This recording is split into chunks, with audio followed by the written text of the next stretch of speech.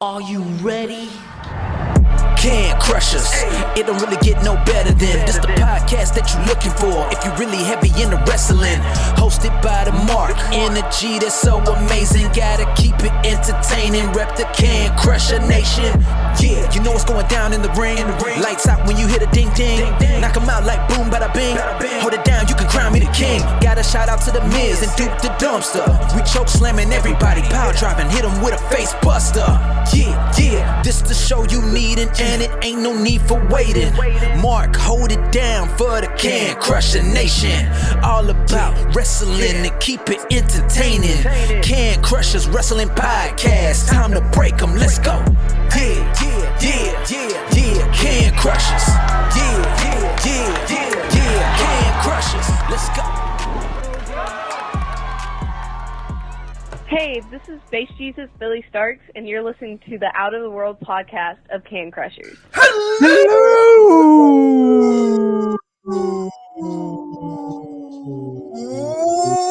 Welcome to Can Crushers Wrestling Podcast.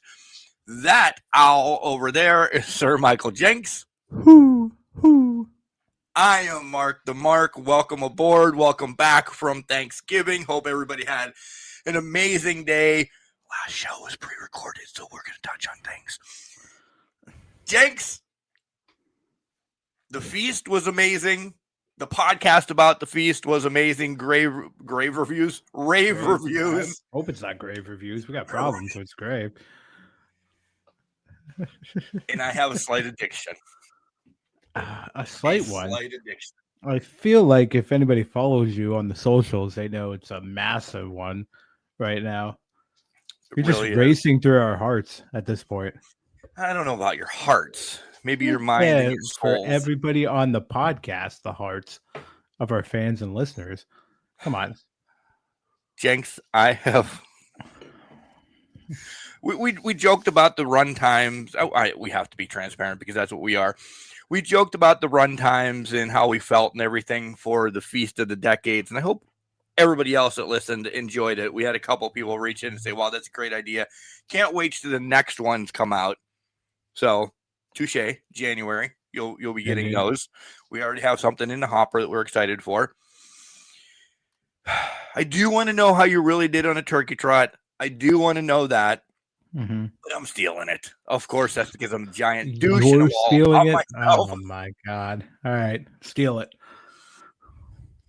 So my 5K was on Thanksgiving morning. It was the Gobbles free range 5K. By the time I decided to get into it, I couldn't get into a turkey trot around here. So I did a virtual one, which in my mind, I'm like, good. This is going to set me to see where I need to be for March when I go to DC and do essentially a real 5K with probably better runners still than me down there, yada, yada, all that stuff. My goal was under 45 minutes and to be smiling at the end, not kind of like in pain saying, oh my God, what am I doing? I shouldn't have ran this far, yada, yada, yada. Yeah. Goal number 1, 42:09. Boom. To me, I thought I blew it out of the water. Yeah. I'll tell you about the route that I ran too. And then we'll get to wrestling probably about an hour and a half later. But I was elated with 42:09. Jenks knows this. He got pictures. He's following me on the old Tickety Talks and all of that. As you all should. Yeah, as you all should. I'm also putting them on Facebook now too. So if you follow me essentially on Facebook, they're now linked together. Not on Threads. Not on Threads. No, not at all. Thanks for throwing me off my game there. You're welcome. But after I came in at 42:09, something in me said, you want more. And I'm like, well, this was my first one. Don't do it. So I was smiling. The rest of Thanksgiving, I went to some friends, some family's houses, did some things. Yes, I wore my medal. Yes, I told everybody about it. Yes. I was that guy. But I had the smile. I had the glow. And they're like, oh, my God. They instantly knew. So I'm like, huh. I took Friday off because that's essentially, I'm not making shade of this whatsoever. After races, you see, and I know people are like, Mark, but it's only a 5K, but that's a lot for me right now. Took Friday off. Saturday, I ran another 5K. Sunday, I ran another 5K.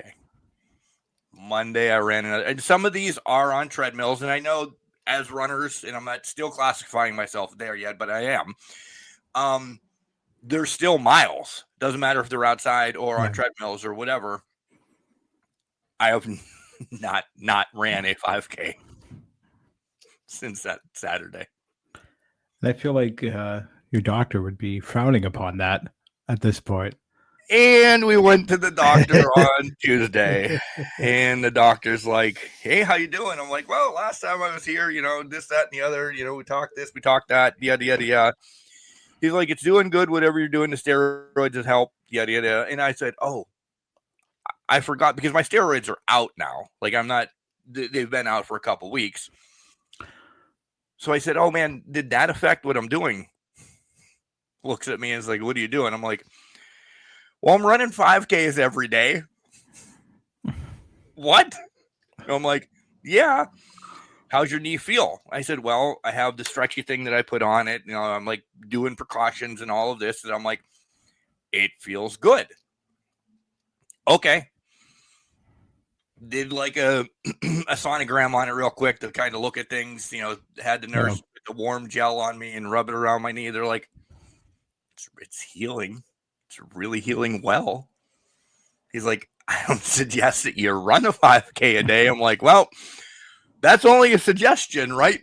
Because I have since the other day, and I said I will continue. And yeah, I truly have an addiction. I like them. I like them a lot. Yeah. The one that I ran today, I came in essentially 3 minutes already under what I ran my first one at. So that's only going to pump me up to do more. As you're listening, I'm out on my long run, which is going to be more than, because it's set up for, I've changed my whole patterns to Unrunna. I know now that I can do a 5K, and I can do a 5K under what I thought. I will only continue to get better. So now my runner is already preparing me for May 3rd in Pittsburgh, the half marathon. Oh my God. Wait, okay. Hold on. We've gone from a 3.2 mile run to a 13.1 mile run. It's 5.5 months away.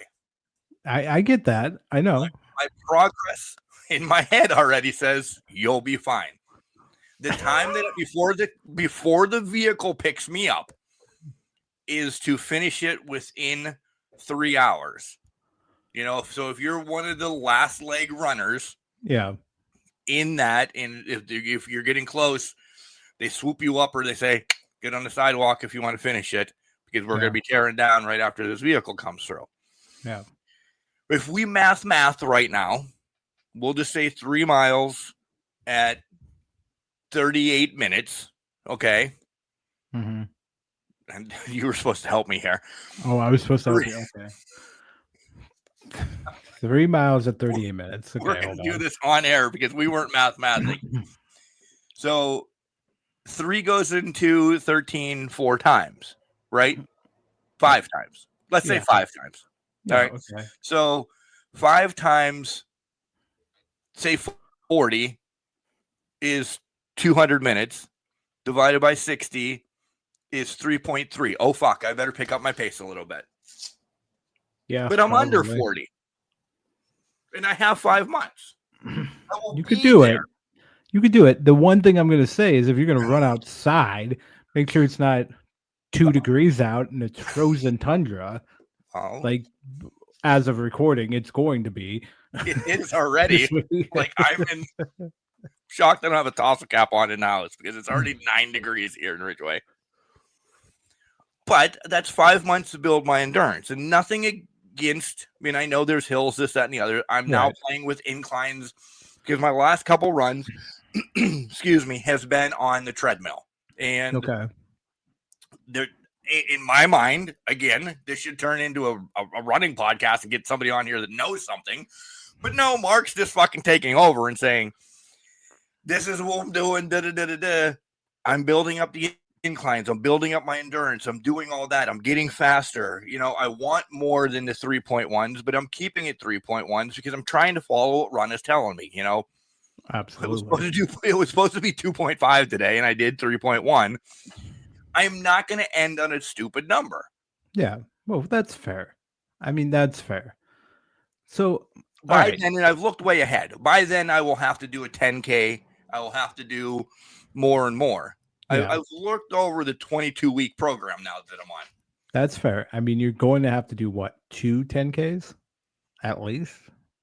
Because the 10K is probably 6.4. Correct.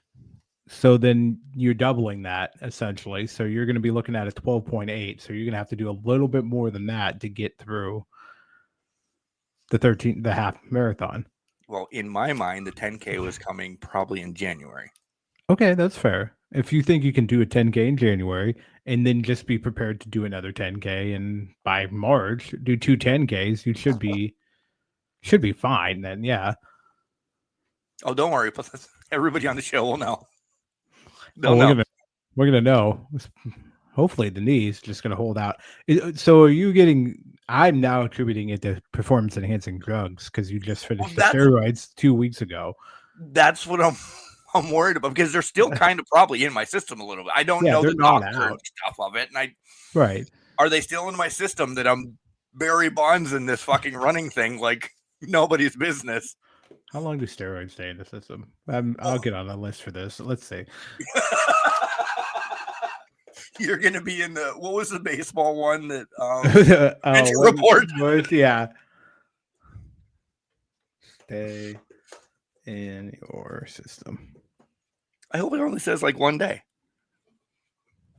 Steroids can be detectable for many months. So could be a few days. Oil steroids could be a few days to 6 weeks. Injectable several months. So hey, it might carry you through the half marathon in Pittsburgh.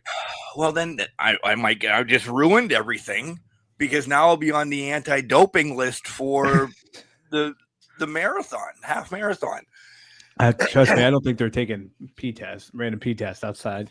Getting to this porta potty, just some guy sitting there getting a porta potty. He might not be with the race. Well, if I go in wearing first of all, this guy is a major wrestling fan and he only listens to us. I roll in wearing a Can Crusher shirt May 3rd to run the Pittsburgh Half Marathon. I'm going to be pulled aside instantly. Oh, you're Mark. You're not off the steroids yet. Make sure you're wearing the one with our faces on it too. The logo with our faces. Yeah, clearly. I will instantly say, no, I'm Jenks. I'm the Jenks one out of this. No, why is your bib say Martinez? So why are you 5 sizes smaller than him? So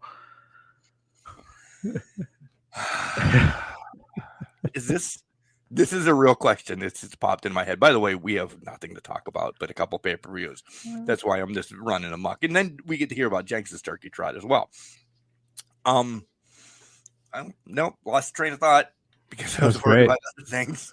That was great. You're not going to get tested. Also, this is the second, as of this recording, this is the second night in a row I've talked about steroids somehow related to a wrestling in some form or fashion.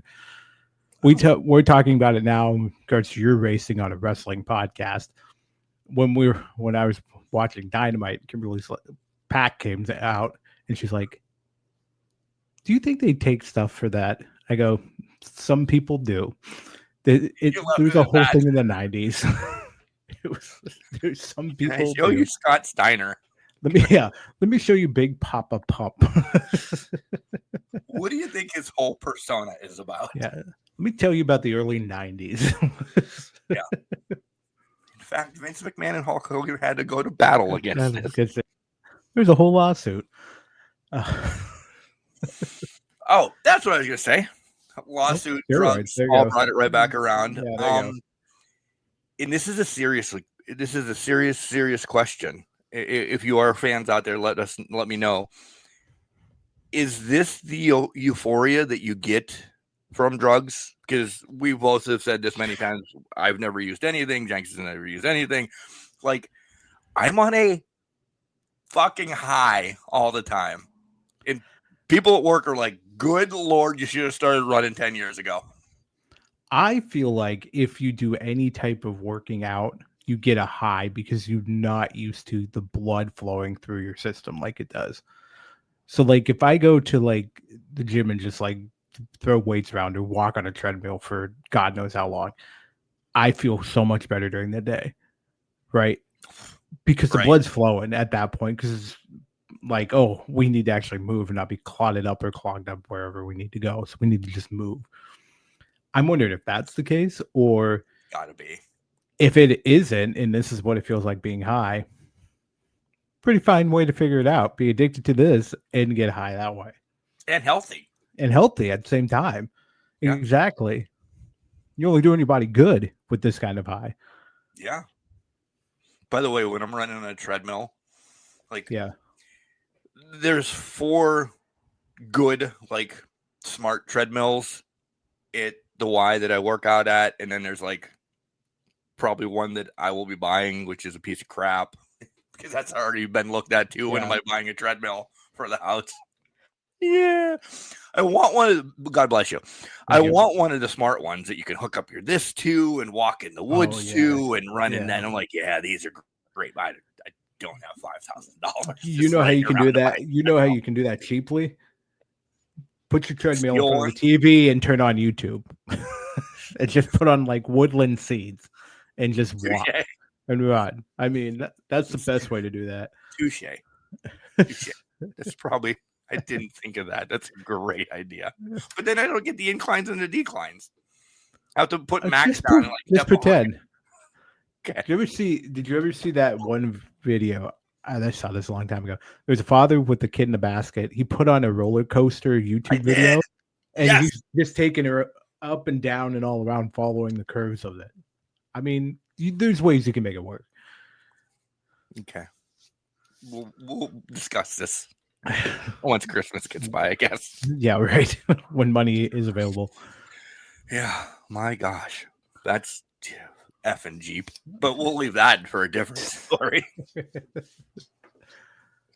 So yes, I'm addicted to running. I really so much am. Like, I can't wait. Keep you posted. Again, follow me on TikTok and Facebook. You can join this journey and continue. So I still am not good at running in like true runners and like holding the phone so you can watch me run for like 30 seconds. Right. I just show you my stats after the run and my sweaty self. And Jenks I don't looking them. So here's the thing. Yeah, well, of course, support. I never understood people holding the phone while I ran. I also cannot stand having my phone in my hand when I'm running. Exactly. It has to be pocket or some sort of contraption on my arm and stays there. Exactly. That's as soon as I hit start, it goes in my leggings pocket that I have. Yep. And it's gone. I make sure that my watch is synced up so I can see if I'm having a heart attack at any point. And then I just leave it be. It's holding up a phone is cutting on the draft. I don't. Yeah, you're losing. It's like losing a tire. You're not getting the aerodynamics to help you move down. Wow, I pronounced that weird. But you're not getting those aerodynamics to get you going. Yeah, all of that. So now that I stole the first 18 minutes of the show, essentially, how was your turkey trot and family event and everything fine, sir? So I will tell you now, I have to be honest, it didn't go anywhere. So we got hit by snow, and I made the conscious decision I was sick before it, and I'm not going to go out and get re-sick in the snow by doing a turkey trot. So I backed off and said, you know what? Not for me this year. It's just not going to happen. Had it been rain and all of that, I would have been like, okay, this is fine. But the snow is just where I draw the line. So we didn't do that. Nor did we go on the highway to Thanksgiving. We stayed home for Thanksgiving. Brilliant idea. because I we heard did. it was bad up there. I did It from was the professor. yeah, it was bad. We heard so. Kimberly's family went down. They live south of us. They went down to They went down to their family in Pittsburgh for Thanksgiving. Came back about 8:30. They said they hit probably 20 minutes from home a whiteout. At one point, they lost control of the car where it just was like gliding on the road, and then they finally got it home, and they were good after that. But the last about 20 minutes going home were just absolute horribleness. So imagine that, because we would have had another about hour on top of that to get home. Yep. It wouldn't have been good.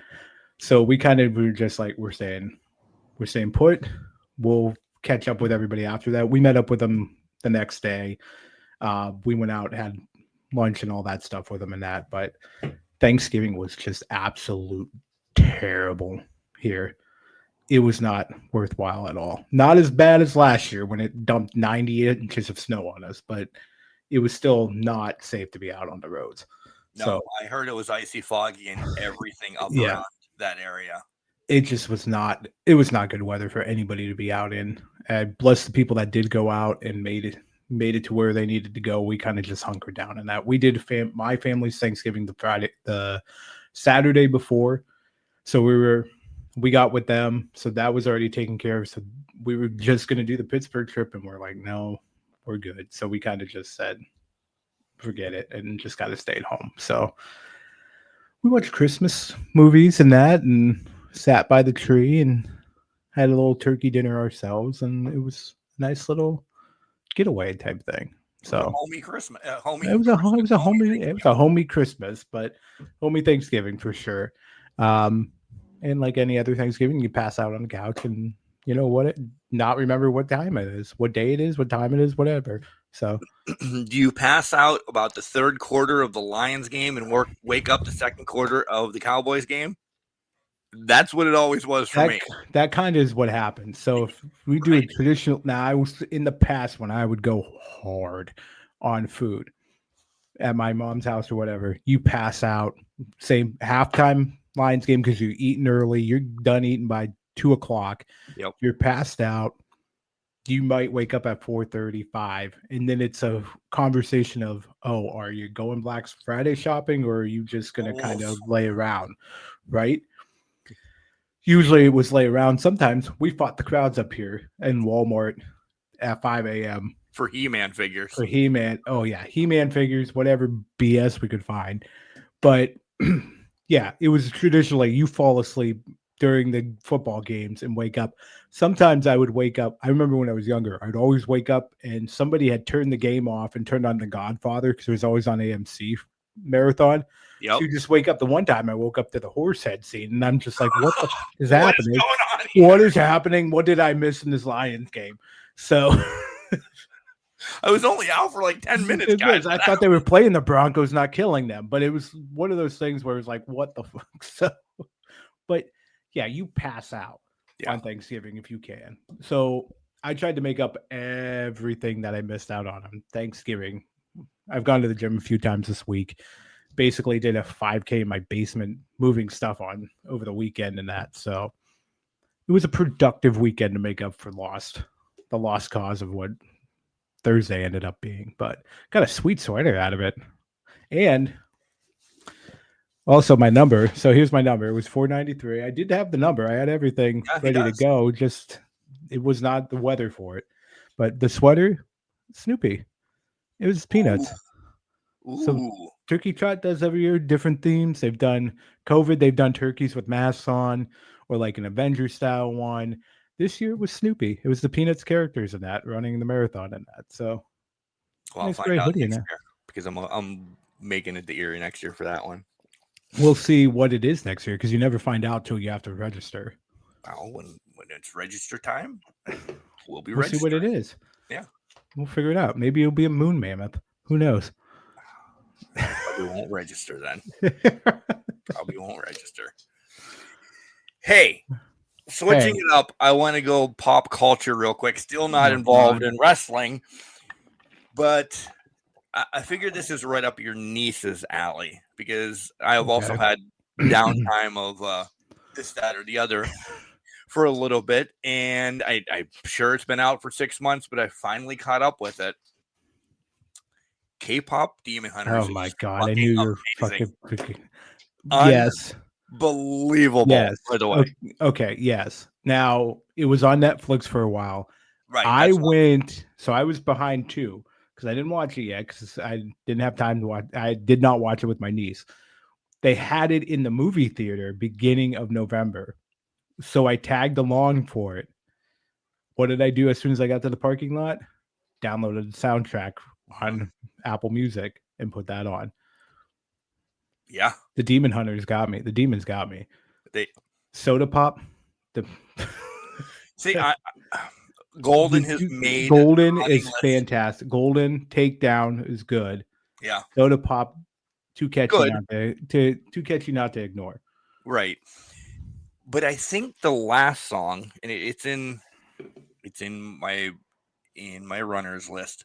I think the last song should be the one more about the movie. Golden's unfucking believable. Don't get Golden's me wrong. Amazing. Yeah.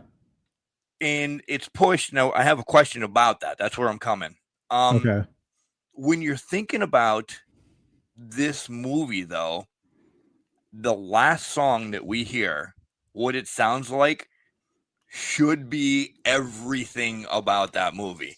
That's an unbelievable song when they all come. I don't want to ruin anything. Yeah. When they come back together. Oh, yeah. Converge on the stadium. Yeah, exactly. This movie is legit. If you guys haven't watched it. Well, that is where I'm going. Golden has taken over the world. Yeah. Okay.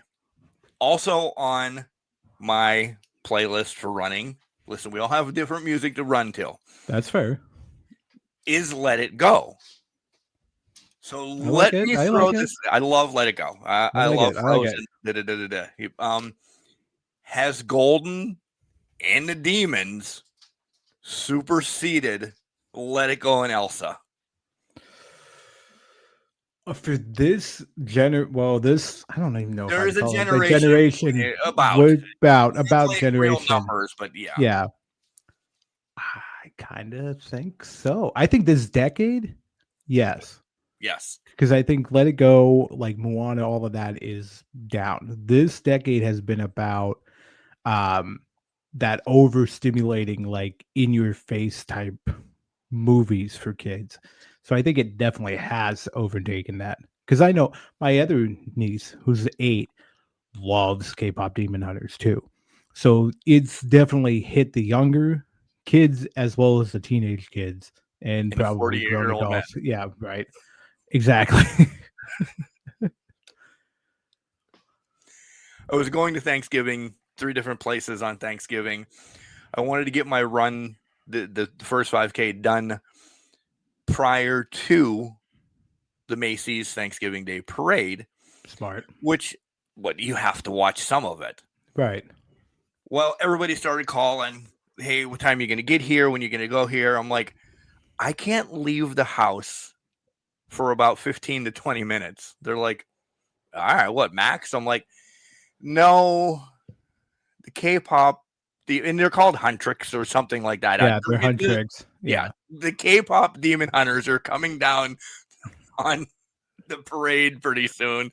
And I'm telling everybody, I'm like, I need to see them sing this live.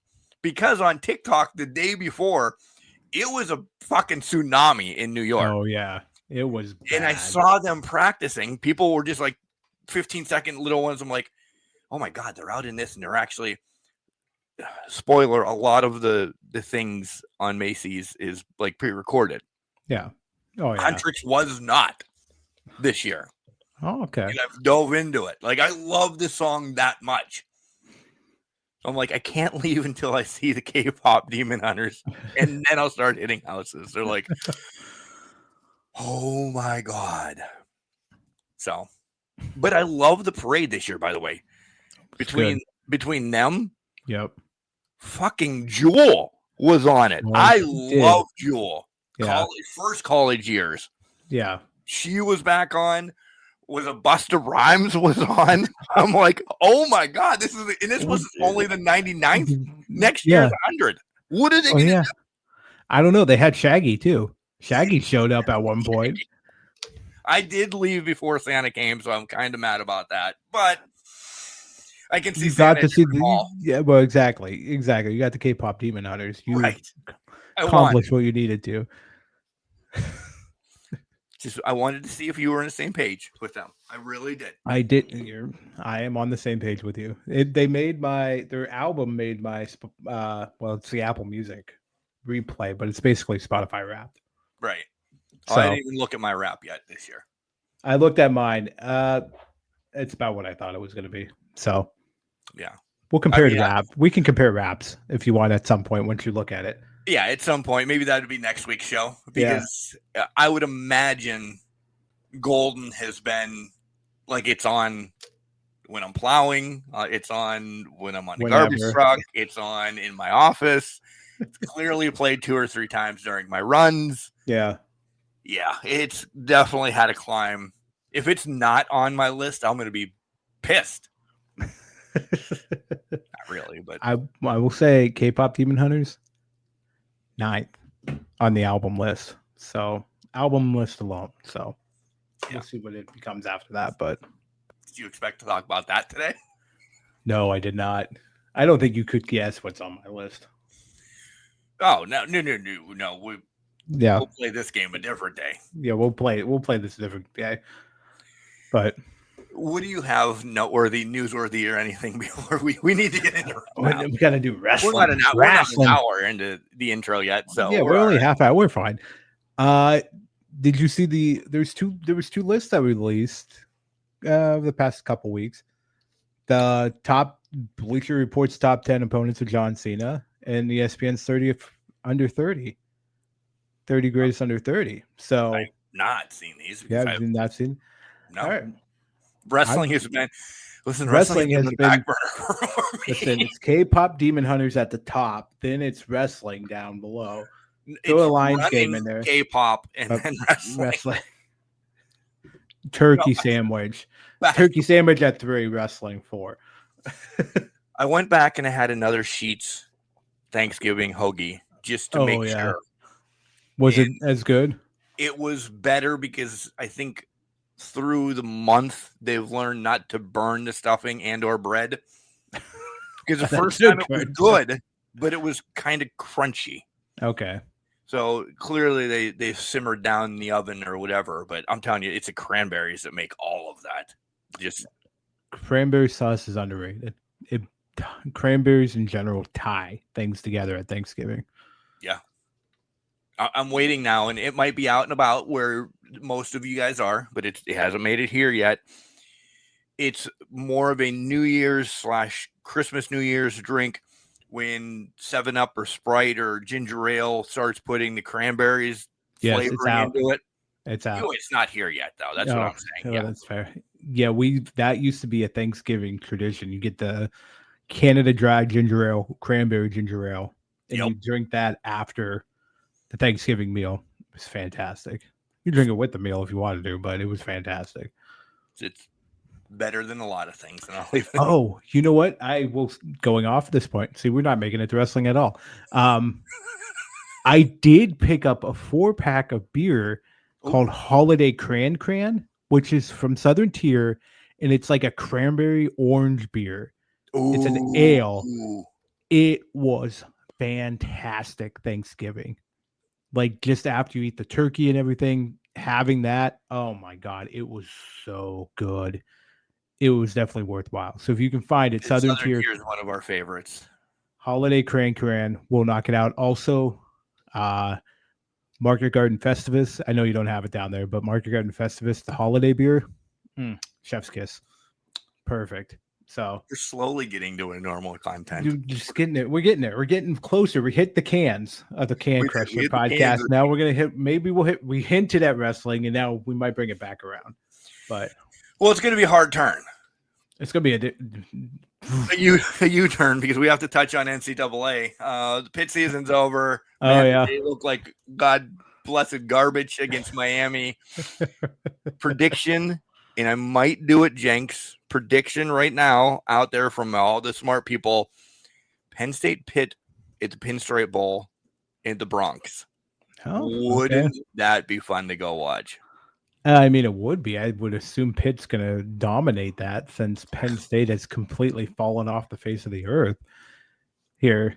I mean, did you see where the recruiting class fell to after National Signing Day? 150th, and there's only 134 schools in FBS. Yeah. See ya. Akron's looking better right now. Akron is probably the best team in the league if you put them against Penn State. And also, I'm 3 games deep with Tulane, and I really like them. Do you? Maybe I'll stick and say, depending. Again, once a Pitt offer comes, see you later, but I don't think it's going to come after 1 year at Tulane just because that's the way the fucking game is to me. They hate me. I don't know. But and you're not Lane Kiffin, so well, I'm not Lane Kiffin. You're right. I am not. Max is not Lane Kiffin yet. But I like their schemes. I like everything about them. I also like, and I know I said this last week or the week before, both of them kind of blend together.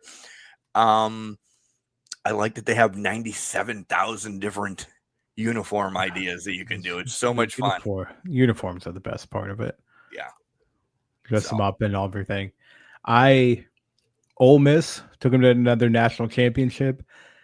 There was one offer on the table, got offered the Florida head coaching job, thought about it for a split second, like, it'd be good to go back, could take the Gators somewhere. Ultimately, I decided to stay with Ole Miss. So we're going to run it back, try to go for the 3rd natty in a row, and see where we go from here. So we're hoping for the best this season. But yeah, we dominated Michigan in the national title game. I turned it on. Everybody's dominating Michigan. Right? Michigan shit at this point. I was like, oh, man, somehow this game's going to make it like asinine difficult or something like that.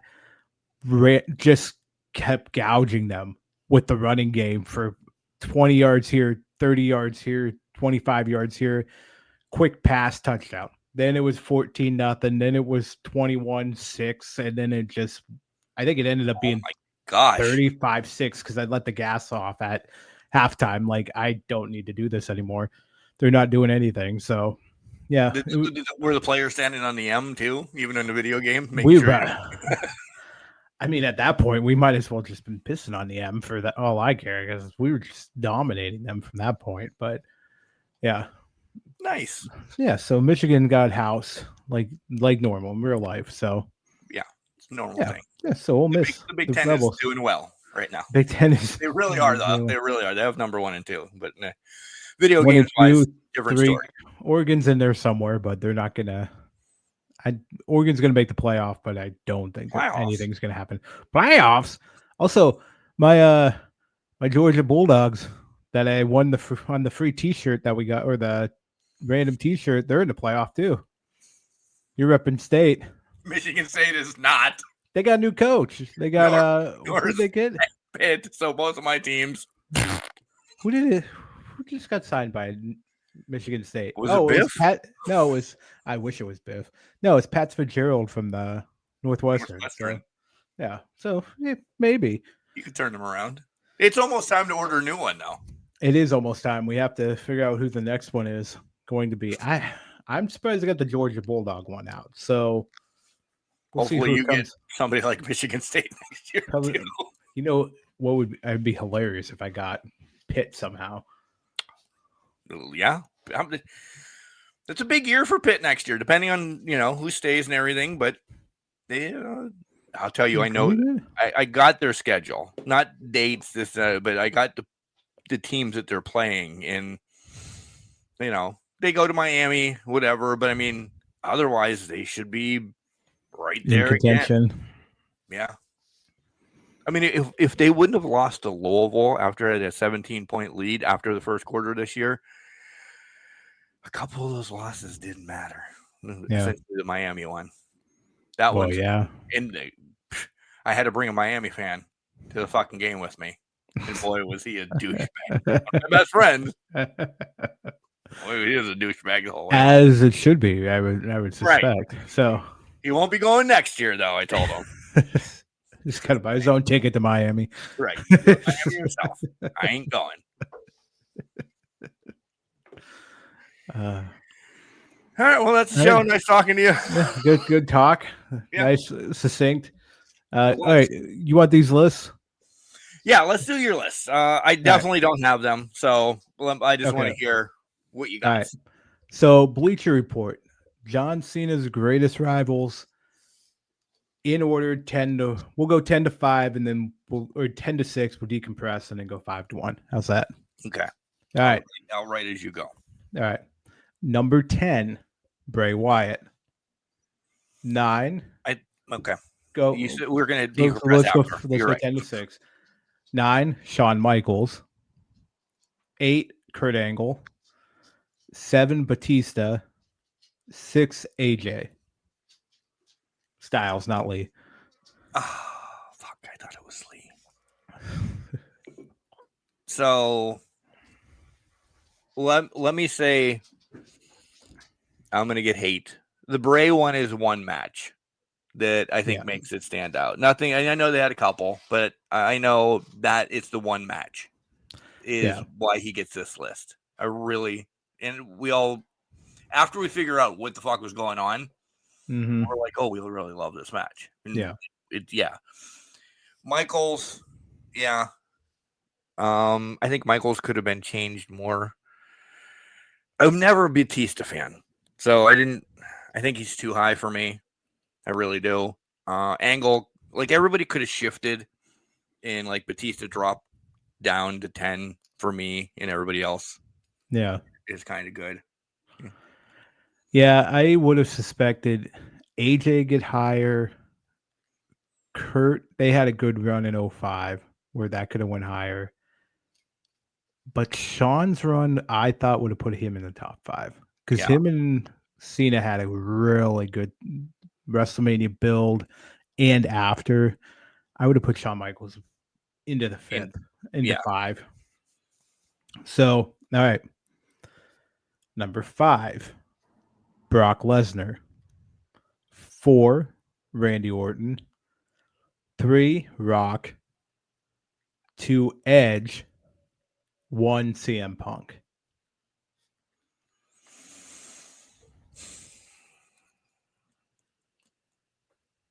I think Randy needs to be higher.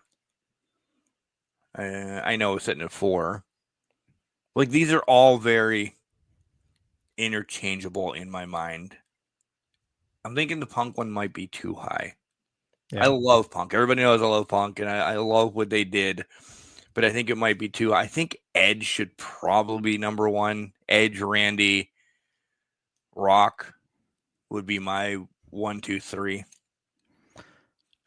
I would buy that. I would say Edge, Randy, Rock.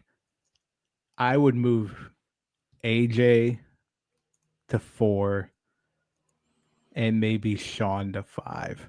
Because Brock, I get it. Yeah, he had a match against Cena this past year, the 2014 stuff, and then they built that a little bit. But that wasn't anything tremendous to me. It wasn't anything good.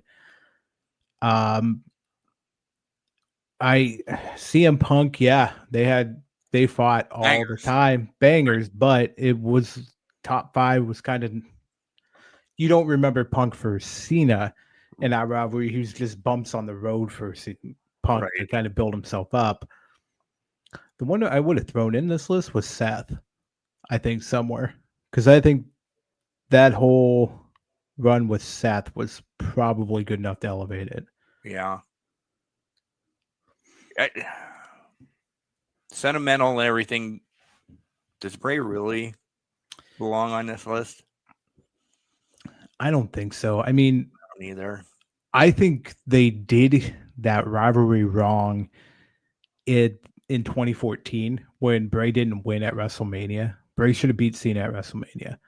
That would have set it up that would have made it better. That would have actually legitimized Bray even more and then help further it along. Because after that, it was Cena's chasing it, Bray's chasing Cena to kind of get relevant after that, and I think that ruined what that rivalry could be. And in 2020 was obviously the very meta but very good match, Right. Firefly Funhouse. So, but yeah, I don't know about Bray being on this list. Yeah. Yeah, I think Punk 6 is where he sits. Mm-hmm. Yeah. There's some shuffling, but I think the 10 minus Bray, the 10 opponents, and I would probably throw Seth in there as well. Interchange them and move some numbers around. Yeah. But yeah, I think Seth should be. Did they give an honorable mention or anything saying, just because he didn't make the list? No, I didn't see that. Okay. So, all right. 30 under 30 now. 30 under 30. So these stealing something from ESPN, huh? I know, right? Just taking them all. Well, this is from ESPN, so yeah, I know. They win it. This is a mix: men, women, AEW, WWE, Noah, whatever. So okay, I'm not going to go all 30 because I think that might be overkill for this. But we'll go top 10 and then discuss who we thought maybe should pop in there. Deal. All right. Number 10 from TNA, Leon Slater. 9, Roxanne from WWE. 8, Obafemi. 7, Blake Monroe. And 6, my girl. Yeah, 6, Braun Breaker. So that's 10 through 6. Well, I almost want to hear 5 up because there's a couple that I'm like, I'm shocked. There's one I'm shocked that low already. Okay. And it's not the love to Blake right now. Yeah. There's somebody else sitting in there that I'm like, A little weird. Yeah, okay. I got you. All right. So 5-1. Number 5 is Tiffy. 4, MJF. 3, Rhea. 2, Kyle Fletcher. 1, Dirty Dom.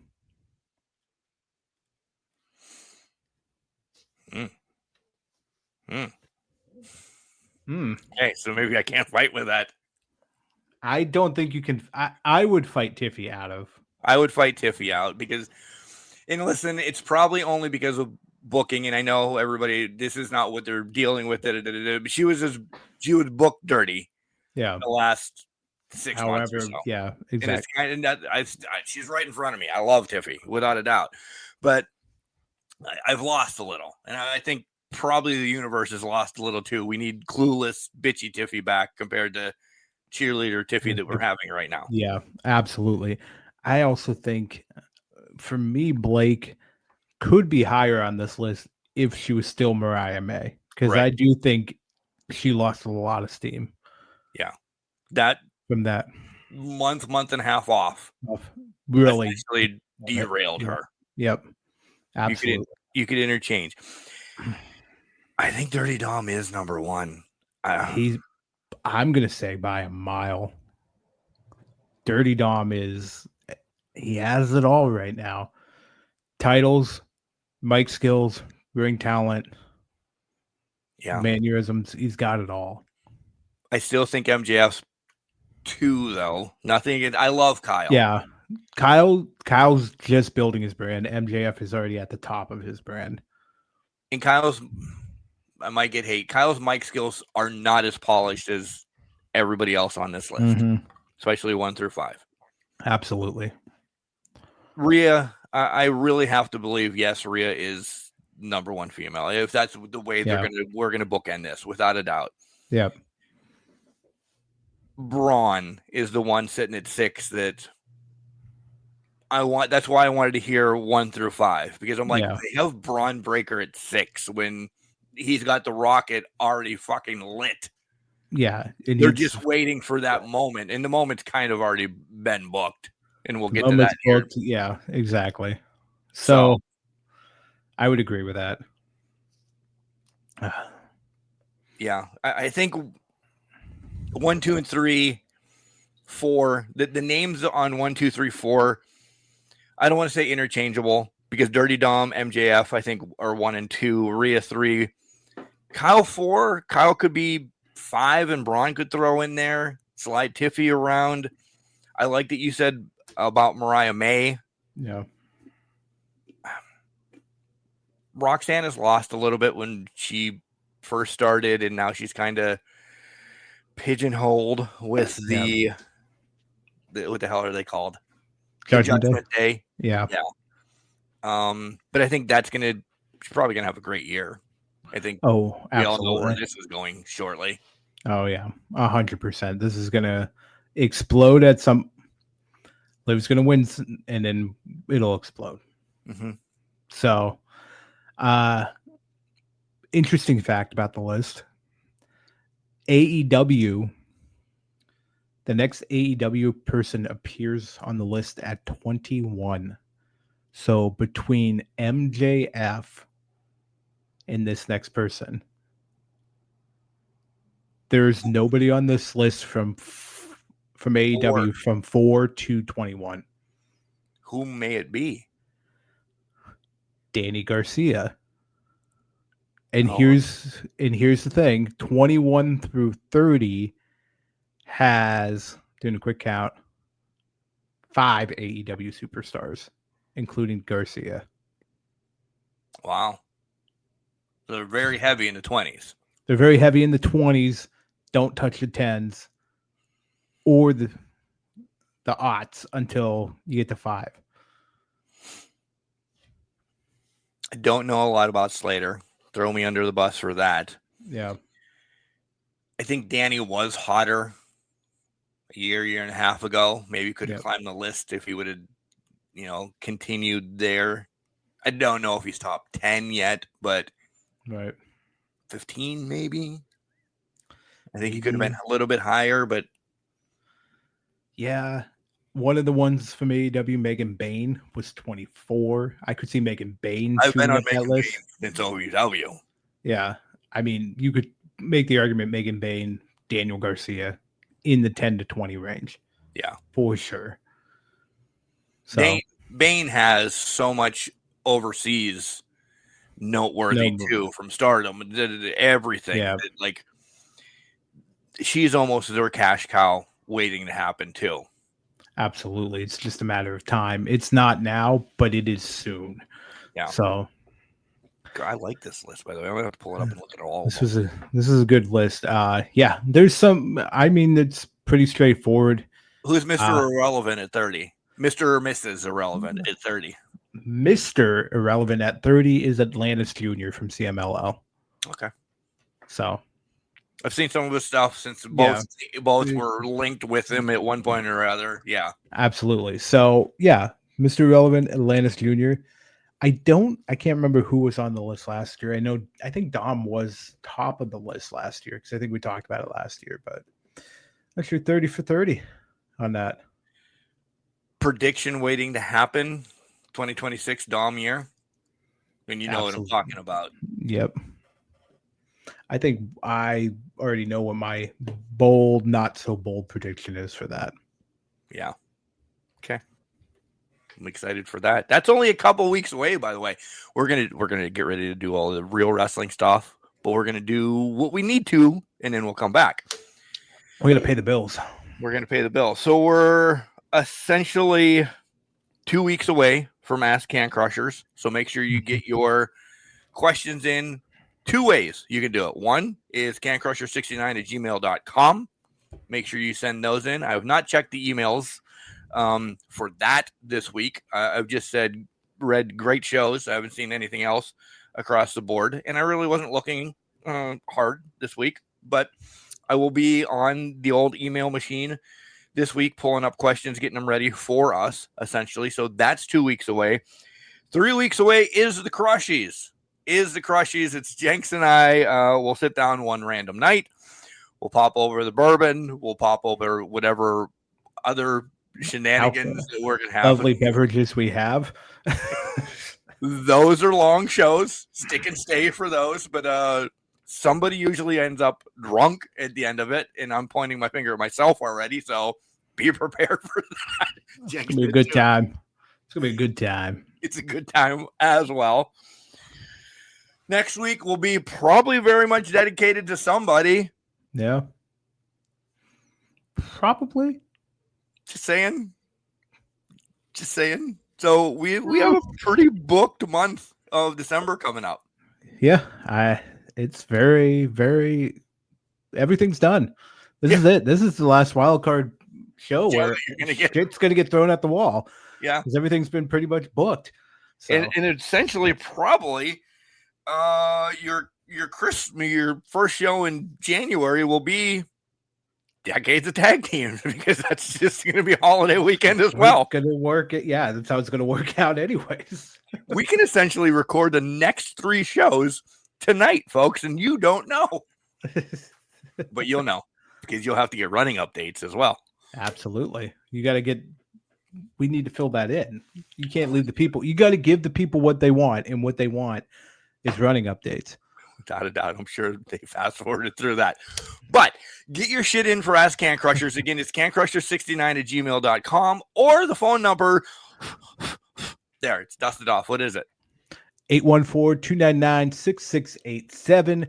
Call, get the dust balls and cobwebs off of the phone and make it ring while we make it rain with the questions. Let's make it happen. Those are also good shows, too. You guys always, Can Crusher Nation, speaking to you right now, you always bring stuff that we're like, what the hell? Why did they ask us this? But then we ponder for hours on one question. Yeah. And I never know what the questions are. Sometimes Mark does, sometimes he doesn't. But it's fun to sit here and wait for us to figure it out. You guys get dead air.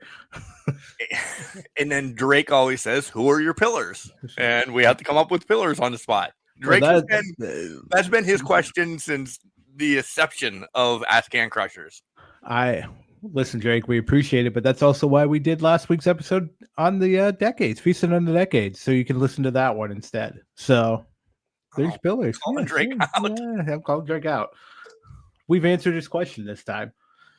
Yeah, but only those decades. Yeah, those were pillars of those decades. You're gonna tell me that you have other pillars. Okay, all right. All right. Tell you anything. I said those are my favorite wrestlers of those decades. It's a lie. Make sure you check out. I'm switching it up today. Make sure you check out CrowdMade. If you want some of our merch, it's on CrowdMade. You have an old logo on there still. You have the new one. There's sweatshirts, t-shirts. There's a pint drinking glass. There's a lot of cool stuff. Go over to CrowdMade. Type in Can Crushers, or you can use the link that's in our description and, buy and wear cool things to WWE, AEW, CMLL, any show that you go to and say, look at these jackasses, or run a 5K with us on your chesticles. Exactly. Make sure that we're loud and proud on your chesticles as you run that 5K. Or like Mark said, you could be a walking billboard at Collision like I tried to be a couple weeks ago. So I didn't see it, by the way. It stood out. It stood out. It stood out. So you're welcome. On top of that, we do have an affiliate code for WWE Shop in the notes. Please go ahead and you click on that. It may give you a discount, may not. That's not the point of it. It's basically clicking to the affiliate code, buy your merch. Somebody's last time is now. It's upon us. I can't see it. What are you talking about? See it. It's very unseeable. I would order it soon because it might not get here in time for that last time. But I would guarantee it's not coming by that time. That's true. But go out there, shop, WWE Shop, using our affiliate code. It's also in the description. It is. Join us on Facebook, Instagram, X, Threads. Listen, again, we don't post the Threads. I think Instagram just does it by itself. That's one it actually links it to. Instagram's like, hey, you guys are still on Threads. Yep, we have an account, but join the discussions, like some of our stuff, share it, do whatever you want to. That's all our socials. Mm-hmm. As I'm drinking.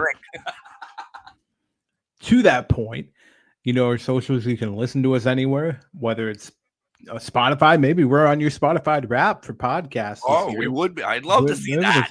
We'd love to see that. Send us pictures of that. You know the email or your iHeartRadio, whatever it is, Apple Podcasts, wherever you listen to us. We are also on YouTube. You don't get to see our pretty faces in person, but you could see it in the animated logo that sits there as it's playing on the old tube. So go ahead, listen to us where you would like, and subscribe. Make sure you subscribe.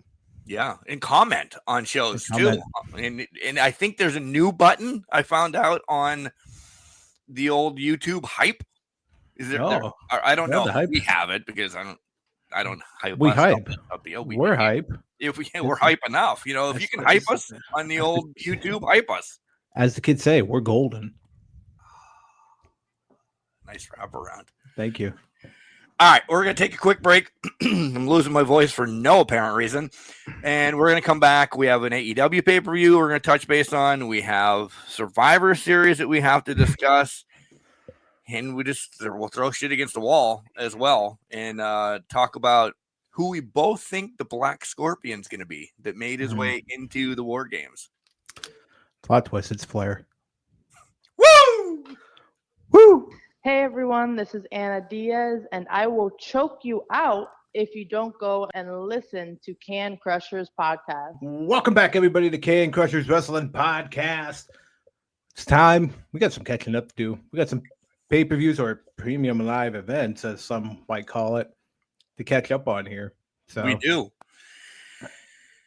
I think it's only smart that we go way back and we'll do AEW and then kind of fast forward AEW, and then we'll do the latest premium live event and end the show that way with essentially the teaser that I had, who's the Black Scorpion, to end the show.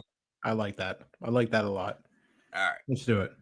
So AEW first. We're starting essentially with Full Gear because that was their pay-per-view. And that's where Jenks won the title back because good fucking Lord. Shiny. So shiny and shit the bed on this one. Heavy is the head that wears the crown, and I wear it with happiness. Good. Take care of it.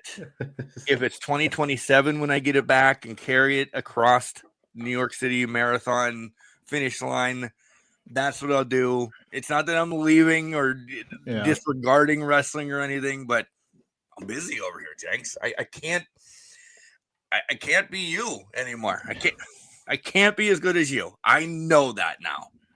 You're better than me in some aspects. Running is one of it. No. That was good. I'm better than you in anything. I love you. You can run faster than me, that's for sure. And probably last longer running. So that's what she said.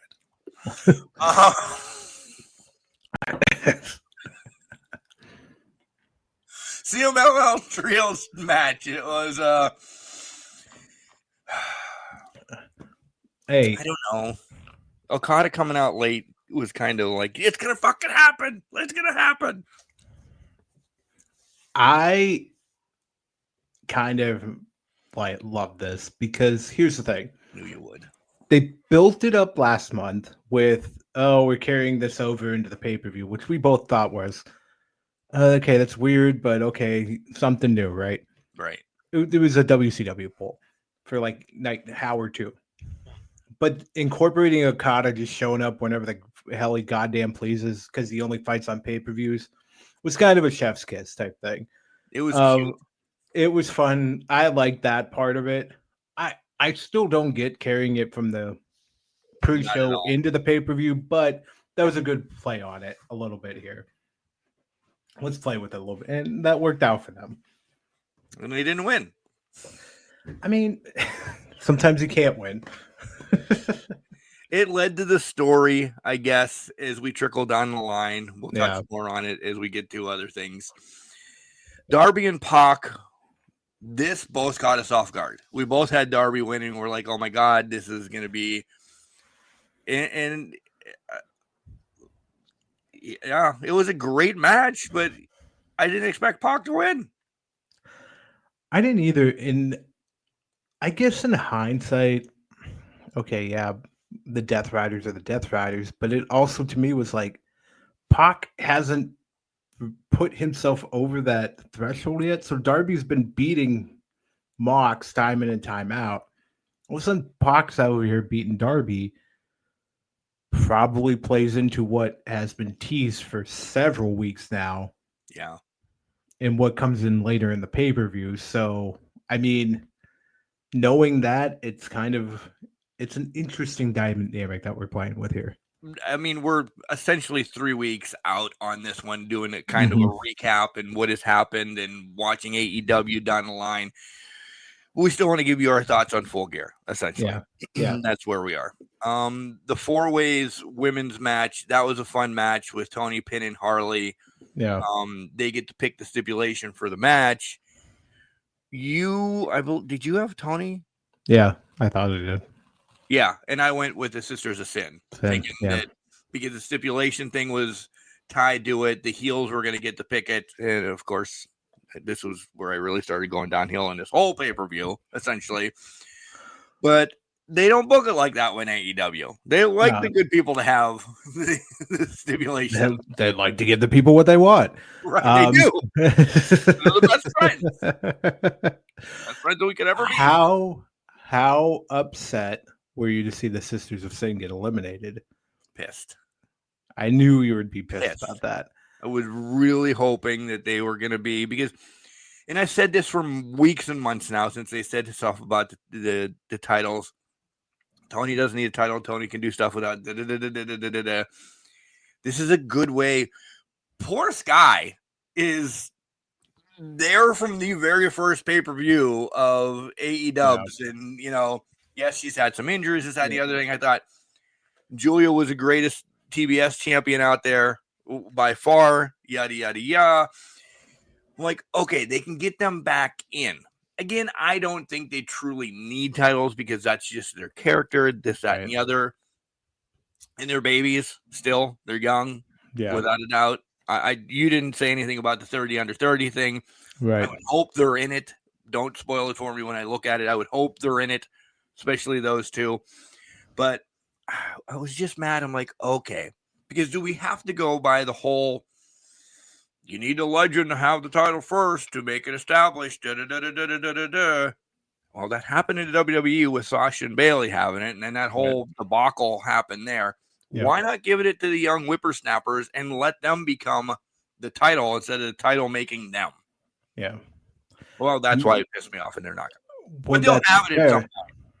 I agree they're going to have it at some point, but I think they're doing the young whippersnappers in a different light. They might be not doing the Sisters of Sin, but I think they're going to do. I think Willow and Harley are going to win it because Harley's been popular. Willow obviously has been due for a title at some point. So I don't think the Timeless Love Bombs are winning it either. I think they're giving it to Harley and Willow, letting them run for a little bit, and then the Sisters of Sin come in. Yeah, exactly. Yeah. And it could be only for a month like they did for Sasha and Bailey. So and then let them build it. Willow and Harley are now a tag team.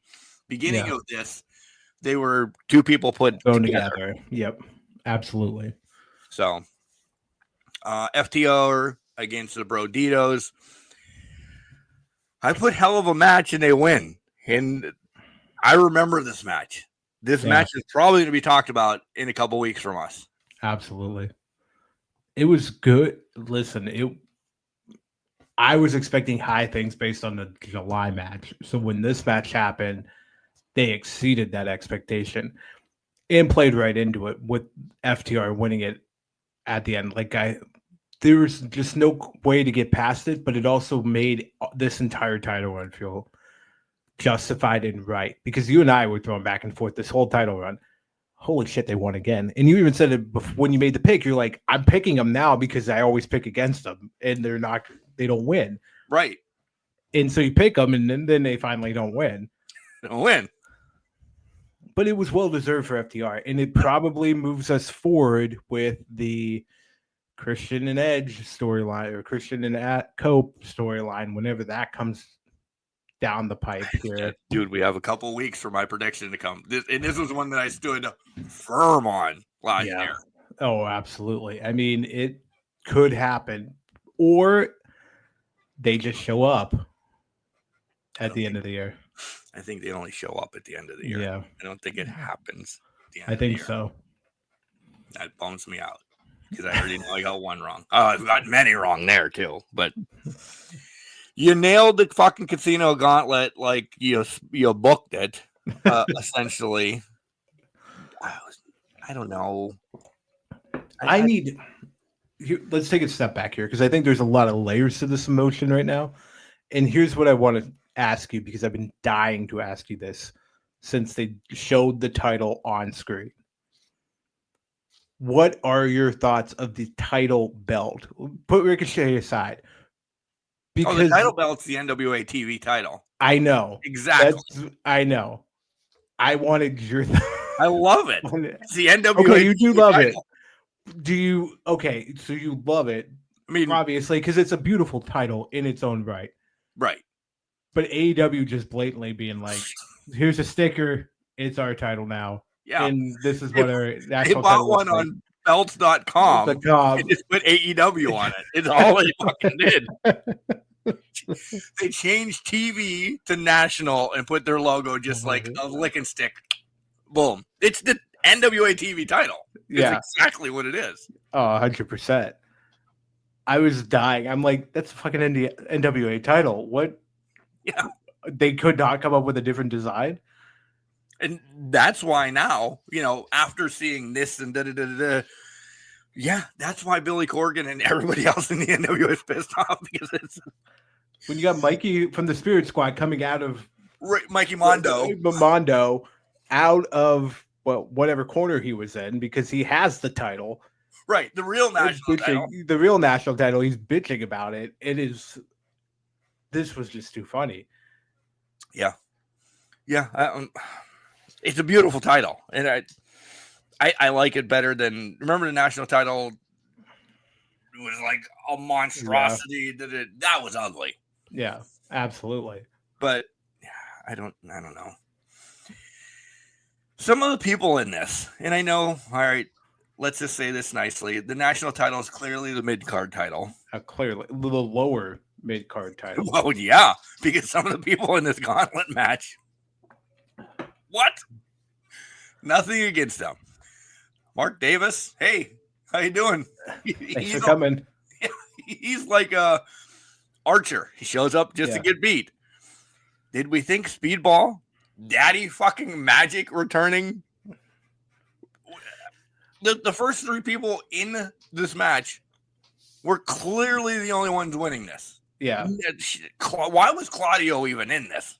To be just so we can get to see the spin for, and it was a horrible spin. Oh, it didn't last too long. It lasted 5 seconds, 2 seconds maybe.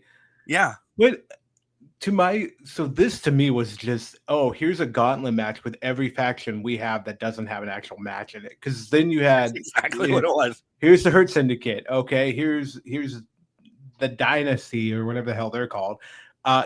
Then here's the Death Rider. Here's the three members of the Death Riders that have nothing to do. And, here's the conglomeration's coming in. Here's Daddy Magic to just fuck with Garcia the whole time. That was literally what it was. It was nothing special about this match. Bob and Shelton, they played patty cake with each other. Ricochet came in. GOA came in, beat the shit out of them. And talk about taking a nap. Why was this gauntlet match? And there was more people in the back. Don't forget, in gauntlet matches, there's more people in the back waiting to come. But we know when gauntlet matches are coming to an end because everybody hits a finisher. Sure. Yeah. But Bob and Shelton slept 90% of this match. Oh, God, yeah. 90% of this match just so they could not even be part of the finish then? Yeah. Like, why wouldn't Ricochet get the win over one of them to continue that story up or something? Yeah.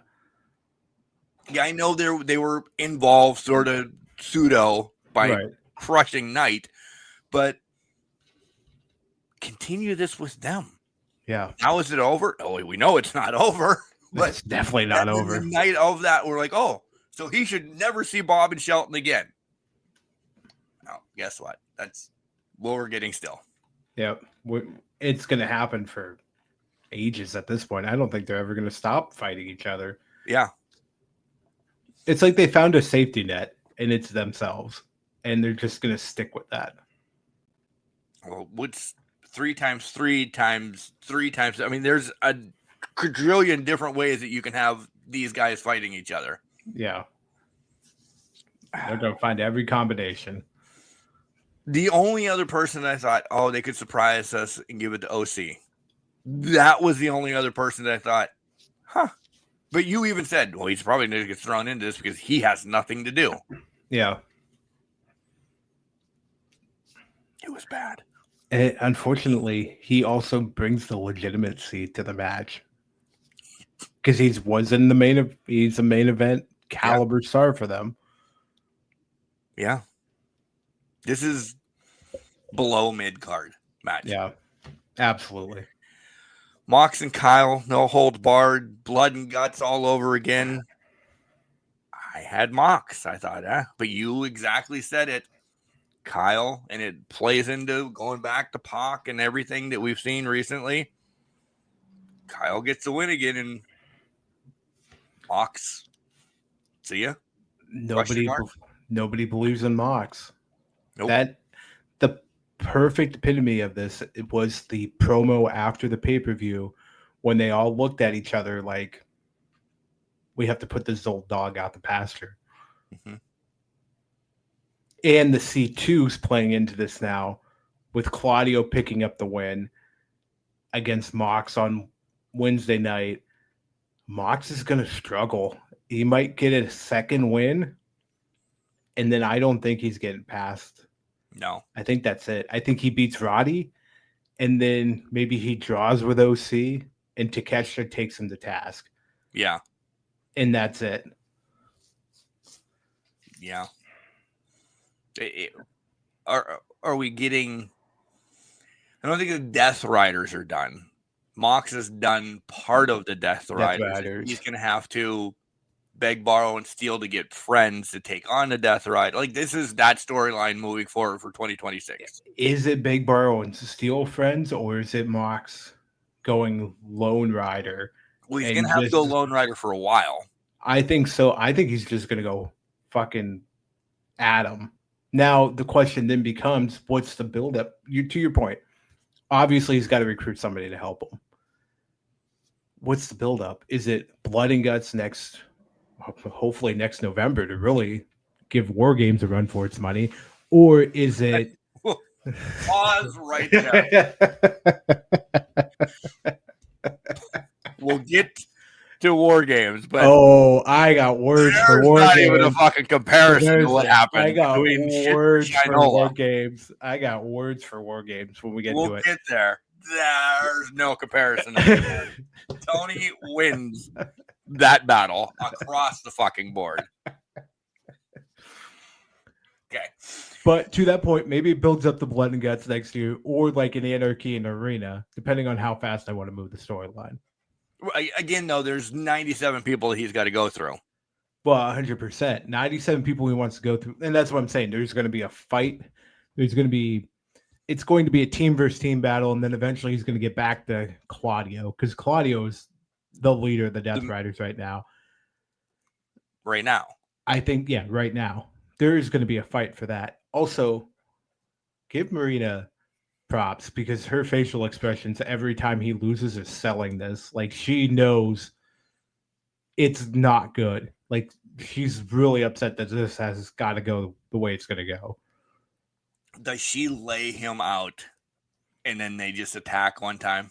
Because she is taking it everything hard. Like, she's married more to Mox than she is Roddy right now.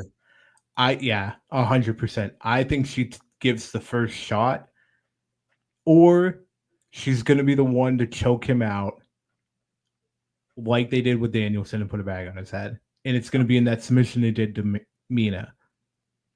Basically, just wrap him up and choke him out. You just gave me a thought. Does he go back and beg Danielson at one point in this to be part of the team? I'm wondering. I'm wondering if there is the last glimmer of hope now, because Danielson has come out and said any thoughts of him being coming out of retirement is a miracle, whatever. Yeah. You lay the groundwork, you can have one match. Right. And if it's an anarchy in the arena or a blood and guts, you're so protected in it. Exactly. Do what you want to do. Exactly. You don't have to have a straight up fight. Right. You can just take chair shots. This is the wrong one, or a table shot. You could give chair shots. There's this, that, and the other. Yeah. If it's as long as it's not chair shots by Naya. Yeah, I do. That's we'll get there. Those will destroy your soul. He could just, if it's anarchy in the arena, he could just find a part of the arena to live in. Yeah. 10 minutes at a time. So I think that happens. Yeah. Because Darby, Danielson, and him are going to be a unit in some capacity at some point. Yeah. Next match, I wrote, holy shit, this went off the rails real fucking quick. They didn't wait. Talking about Fletcher and Briscoe. I love it. This was what, match 5? They just went balls walls and shit happens. Favorite match of the night for me. Yeah. Because of it. Oh, yeah. There's other ones that I like and I think we could talk about down the road. This was just holy Christ. Yeah, Mark won the title. Fletcher, though, climbed a mountain. And if you don't think he's now, number 2 on the 30 under 30 for a reason, and this was probably out, at least started before this match, yada, yada, yada. Yeah, it's Kyle Fletcher 2026. Yeah. He needed to lose this title. Nothing against the title. He outshined that title the minute he had it. Yep. This is the perfect title for Briscoe. This is, kind of bring it back off of your main event people. Yeah. And I've shit on Mark Briscoe for a long time. This is probably one of the best things I've ever seen him do. Barring when he was with his brother tag team and everything. Right. But this was great. I love this match. Absolutely. This was, so to your point, Kyle outshined the title, but he outgrew the title and cemented it when he hung with Hangman in the main event of the pay-per-view. This match was just, we're saying fuck it, and we're bleeding, we're fighting, we're doing everything we can to just blow it up. We're putting blood and guts behind us and saying we're doing something that totally fucking different, the same but different, in telling a better story in that regard. When he had the screwdriver poking out of the turnbuckle, oh my God, knew the move wasn't going to happen. Yeah. But again, as a human being, and I'm like, this is a word we don't like using, but it'll get everybody roused up. Don't fucking botch this, because you guys are bloody, sweaty. Shit could go down real bad. It's a screwdriver held essentially by a concrete fucking block. Fall on it. One randomness, a slip because you're sweaty and bloody, and that kind of worried me. I'm like, that's something that we don't need to fucking risk. Right. Which is good because they sped that part up quick to get through it and immediately took the screwdriver out of the turnbuckle just to be like, okay, we're might have been a stupid idea. But yeah, we're getting rid of it now and out of here. But this was like full on psychopath behavior by the end of it. Even Callis scream and take his eye out. Right. This was just straight up psychotic behavior at the end of it to do whatever damage they could to win this match. And I loved every second of it. I did. Holy shit. 5 exclamation points. This went off the rails quick. And then I couldn't take notes because I'm like, what am I fucking seeing? What's Kimberly gonna did happen not watch next? this match with you, right? No. Okay. She tapped out when Okada finally showed up. So Touche. Touche. We get to the $1 million match. Bucks win. I can't wait to see the shit that they do. yeah. I wrote. Bucks leave with Callis. The others are beating the shit out of Omega. Oh shit, they tossed the money. Wait, they don't get the money now even though they lost. They hug it out, meaning the Bucks and Omega. That was my thoughts that night. Yada, yada, yada. And then, which one is it? Hechicero? Yeah. He's like, this is the biggest payday I've ever had in my life. You wouldn't let the bank go. I love it because it continued this week. He's just holding on to the goddamn thing for dear life. It's like he's like the big boss man holding somebody criminal or something, Just holding on. Yeah. I liked it. I did. We didn't pick the Bucks though. No, we did. Neither one of us picked the Bucks. I'm looking at it right now. I'm like, I thought it was going to happen during the match, or I thought, maybe they lose the match still, and Callis throws them to the wind, right? And then Kenny makes the save. I didn't think they'd win the match, and now we have a rivalry to get the money away from the Callis family, right? Which I think is better. I agree. Really, now, hindsight, I think it's so much better. Oh, absolutely. Them losing and have to, but yeah, now I think it's fucking great. Yeah, I agree. It also gives FTR a little bit of longer run. We don't need, they can cement their third title reign before we wrap back around to this. Or are we not wrapping back around to this? Because maybe if the other two come back, maybe we're wrapping around to Bucks, Cage, and Cope. Yeah.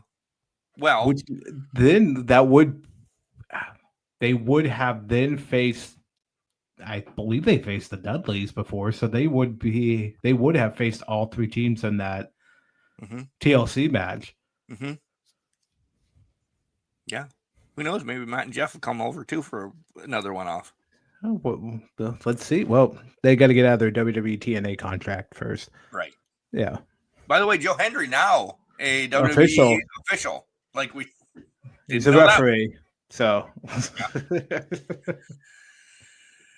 Stat, Monet, and Jenks knocked it out of the fucking ballpark on this one. Not 100%, but 1,000,000,000%. This might have been my match of the night because these two went at it. Spectacle. Yeah. This was definitely spectacle. That's fair. This was my match of the night because I loved every minute of it. I loved the callback when they were counting the 10 stats in the ring, and then Monet beats the count and she just laughs because it was reminiscent of when they fought earlier in the year and Stat beat the count and Monet got pissed. I was still surprised that Stat won this match. I thought they were going to pull the trigger halfway through because they were going back and forth. They were. I truly did not know who was going to win this until Stat pulled it out at the very end. Nice way too. It was clean, nice, done. Yeah, absolutely. Yeah. Match of the night for sure. Yeah, for me, because I'm going to go to the main event now. Oh, okay, we're gonna let's do it. It's not that Joe won, and it was just how we won. Saw it before. I think I don't know. It was just. It's a very typical steel cage match for AEW. Yeah. Yeah. It was just the other matches prior to this. Definitely the spectacle we talked about. Definitely Stat and Monet. The $1 million match was fun with what was going on. Right. I don't know. This wasn't your main event. And that's the way you booked it that way when you were giving me the card that you said maybe Monet and Stat should have been the main event. And for wrestling terms, yeah, it was. Congratulations, Joe. It's not going to be talked about. No. Well, so this match to me, I was shocked Joe won. Well, I shocked Joe won. But it became clear something else was going to happen because why would we book this number one? Hook turning was not going to be the reason this is the main event of the card. No. Sorry. It was just not. So happy Swerve's back too because this is going to be, we get what we want. Once again, they're giving people what they want. Jake, I just finding a way to tie it back tonight.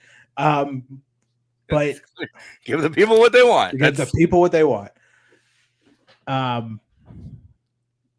Yeah, it's just it was not the cage match I thought it was going to be. No, at all. Also, don't think Joe was supposed to bleed. Like he was bleeding all over the place. I think his was accidental, and he sweats. He sweats a lot. He sweats a lot, and it was just not stopping. It gave some badass images, that's for sure. But so who takes it from him? Swerve, I would think, right? Yeah. I would think they're putting off Swerve and Hangman one more time. It will be for the title, but where's number 4 on 30 under 30 bounce back in soon, or does he? I don't know if he does because he has to announce a week out that he's cashing in. Right? Or, Joe's facing Eddie coming up here next week. Maybe number 4 shows up. Does Eddie get the win? No chance Eddie gets the win. If Eddie gets the win, MJF is cashing in on Eddie at World's End. It's not getting past World's End. Does he pop up and say, whoever wins the match, I'm challenging? That's what I'm wondering too. And that means whoever wins the match that night, I'm coming. But he has to give a week. Be a battle. Yeah, but he's got to give a week ahead of time. So he's got it. So the announcement's not going to be, I'm immediately turning around and winning the title from you. It's going to be, I have to give you a week to prepare. Because remember, they put that stipulation on back in summertime. But does it mean, because listen, AEW panters around what a week is. He announces it Wednesday. There's your week until the pay-per-view. No, that's exactly, I'm already telling the winner of this match, I'm challenging. I'm coming for you at the pay-per-view. Yeah. The other thing he could play is if Eddie wins somehow, by God's green earth. By the way, I know I would lose my shit too. But if Eddie wins by the grace of God, okay, MJF can poke the bear and Eddie will defend the title immediately. Of course. And to waive the title contract, waive the week stipulation, and then it's just he screwed himself at that point. Right. But Eddie gets that title that we kind of all wanted at least once. Yeah. Yeah. Eddie gets the title to hang his hat on, and that's it. Because Eddie's long in the tooth. We love Eddie. We do. Yeah. Eddie's riding off pretty soon, I think. Well, yeah, because that knee injury devastated him. And now we're in the last stage. Yeah. A year or 2, maybe. Yep. And that's long. Yeah, I give him till next year. Yeah. I don't really think Eddie's winning the championship. I just want to neither do I, but I'd love to see it. Right? One time. Give him a 2-week reign over Christmas. Done. Yeah. Over Can Crushers. Over Can Crushers. Yeah. This way he makes the list for next year. Exactly. He knows what he's doing. Yeah. He wants to be on our list one more year. What else do you like on AEW right now? Oh, first of all, what do you give this pay-per-view on our 6-pack rating? I'll give it a 4.5. I'll give it a 4.5 because it had some great matches on it. It carried a lot. There were some bumps in the road, but I think 4.5 is the right combo on this one. I'm going 4 because I'm salty about it and I lost the title. No, I think some things then watching it, the final 4 matches were up in the air. I'll say it that way. We're up in the air. I think the other ones, I think like as soon as the match started, like, oh, fuck. Like 2 moves in, you're like, oh, they just already gave it away for me. I knew after some, I'm like, my God, you just gave it to us. Yeah. So not one of their best. Clearly not. Again, we'll talk about Survivor Series here in a hot fucking minute. But yeah, I mean, it did what it did. It carried storylines. We got 2 essential returns. One more prevalent than the other. Yeah. Sorry, Hook. But yeah, there's something coming out of this at least. Absolutely. I'm all right with that. Absolutely. Now, do you have anything else on AEW you want to throw against the wall? It's our favorite time of year, Continental Classic time. It is. Yeah, I mean, it's already fucking set up, right? It's already set up. Yeah, absolutely. 3 members of the Don Callis family and plug in probably a Death Rider. So that's your 4. But we'll plug in a Death Rider. It's Claudio. So it's going to be a hell of a tournament till we get there. I mean, there's going to be some stupid matches, some crazy matches, and some surprises. Hell, Darby went to the hospital after one of the matches. Right. So already. And honestly, I just think that was a culmination of the last 5 months for Darby because he's just been going stupid balls from Everest since he came back from Everest. Since he came back, Everest to fucking Mox bleeding death body bags, whatever you want to call it. Yeah. He was about to end up in the hospital. Down. Absolutely. He really does need to simmer down. All right. You had most of the year off, and what you did in the last 5 weeks, you almost killed yourself. Exactly. And it took one move in a regular match to put you in the hospital.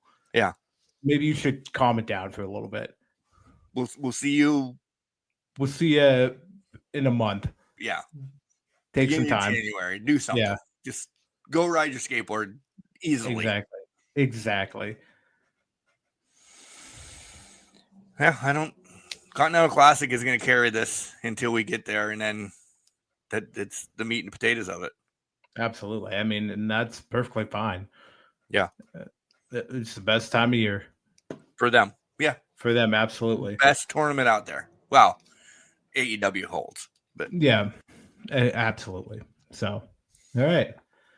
WWE time. Oh, I'm gonna spoil this right now. It's made the top 3 of either best pay-per-view or worst pay-per-view. You're gonna find out by the end of this segment. You probably already know. We're laughing because we cried. God. My God. First of all, I was pissed off that there's no fucking Shark Tanks. Cages, I mean Shark Tanks. Yeah. Shark Tanks. Either one. I would have loved to have a Shark Tank there. I would have paid for a Shark Tank. Cuban and those guys could have been sitting there and probably made this fucking pay-per-view better. Why is there no... The shark cages are now a staple. Did they not want Brock standing out there? That's what I'm... Which at that point, they've done it before where you can just have somebody stand in the back and bring them out whenever you want. I'm reading you the notes. Okay. No shark cages. Something already off about this. Okay, the garbage can is getting old. Wait, I only realized this. Wait, the good guys have the advantage? Yeah. This is a women's one. Yeah. AJ should have been last. Yep. Nia just is not. And there's layers to that. Why is Lash the last one out? You could have inserted Misty Blue to Wendy Richter to anybody. Lash should have been buried. Nothing against her. She's going to be awesome. What she's done so far is awesome. Yeah. You bury her in the middle of the pack, though, coming out. She is not the presence right now on the big card. Right. to be coming out last. I'm really sick of the garbage can fucking spot. I really am. If that's the only reason why EO's in this, good. But they got the fucking finish right at least. With Becky tapping to AJ to lead this forward. Yeah. That's what this match was about. Right. Getting AJ to Becky. Yeah. Absolutely. And to care if AJ's off again for a little bit, having fucking Jessica Carr involved yet again. Yep. So something happened. Woof, though. This was ending was right. Nothing else was right. It looked dumb. It looked terrible, clunky. People were coming out smiling when they needed to just run to the ring and save their team. I'm sorry, yo. There's nothing to smile about. No. You got to get your ass to the ring. This is War Games. Why are we having fun in Ohio way? Run your ass out there, save your team members. Again, to your point. Charlie's pissed off too. He is. To that point, faces never have the advantage. Never. Right. No, should never happen because they should always be in peril. You have 2 War Games matches. It'll never get tiring. No. Because the next person from the face team should be able to save their partner and continuously do that. To your point about Lash, had they put Lash at like 3, it was a 3-on-2. Maybe you build her up that way where even if the next person comes out, that advantage, evening the odds doesn't even work. Right. And you're building up to the next one. You're trying to get to the next person, which could have been Rhea. Then she could have came and cleaned house and then moved forward. I don't know who put this match together. I also think the participants in the match thought the match was a joke in its own right, because I swear to God, I've seen it 500 times, and every time it looks ridiculous. Becky screaming bloody murder because Charlotte's boots barely touching her face, hovering over it, looks so dumb. Yeah.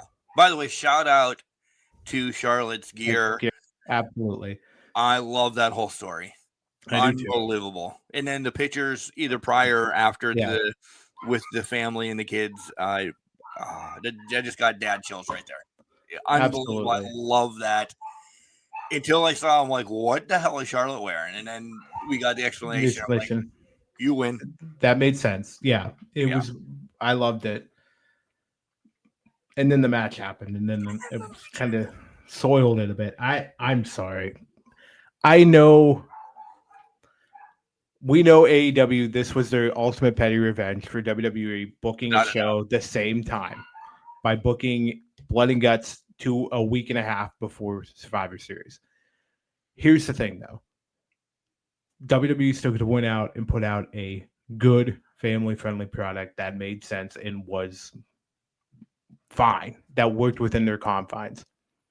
But it was copy and paste, stick and stay, and it was just nothing. At least everybody didn't grab a weapon this year from under the under the ring. I said table, but like there weren't weapons everywhere. Yeah. Agreed.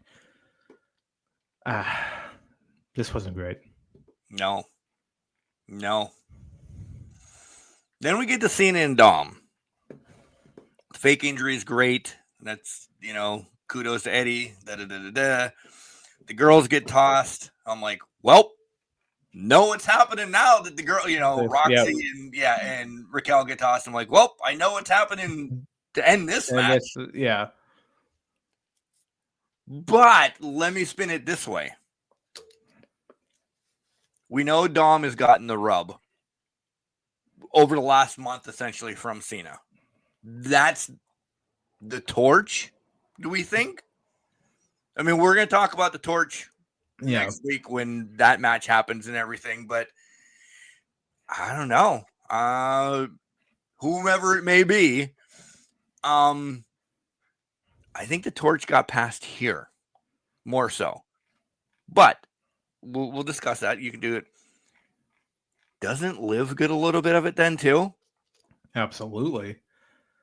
Like, this is Liv to me right now. Liv has always been on a high. She's doing cool things.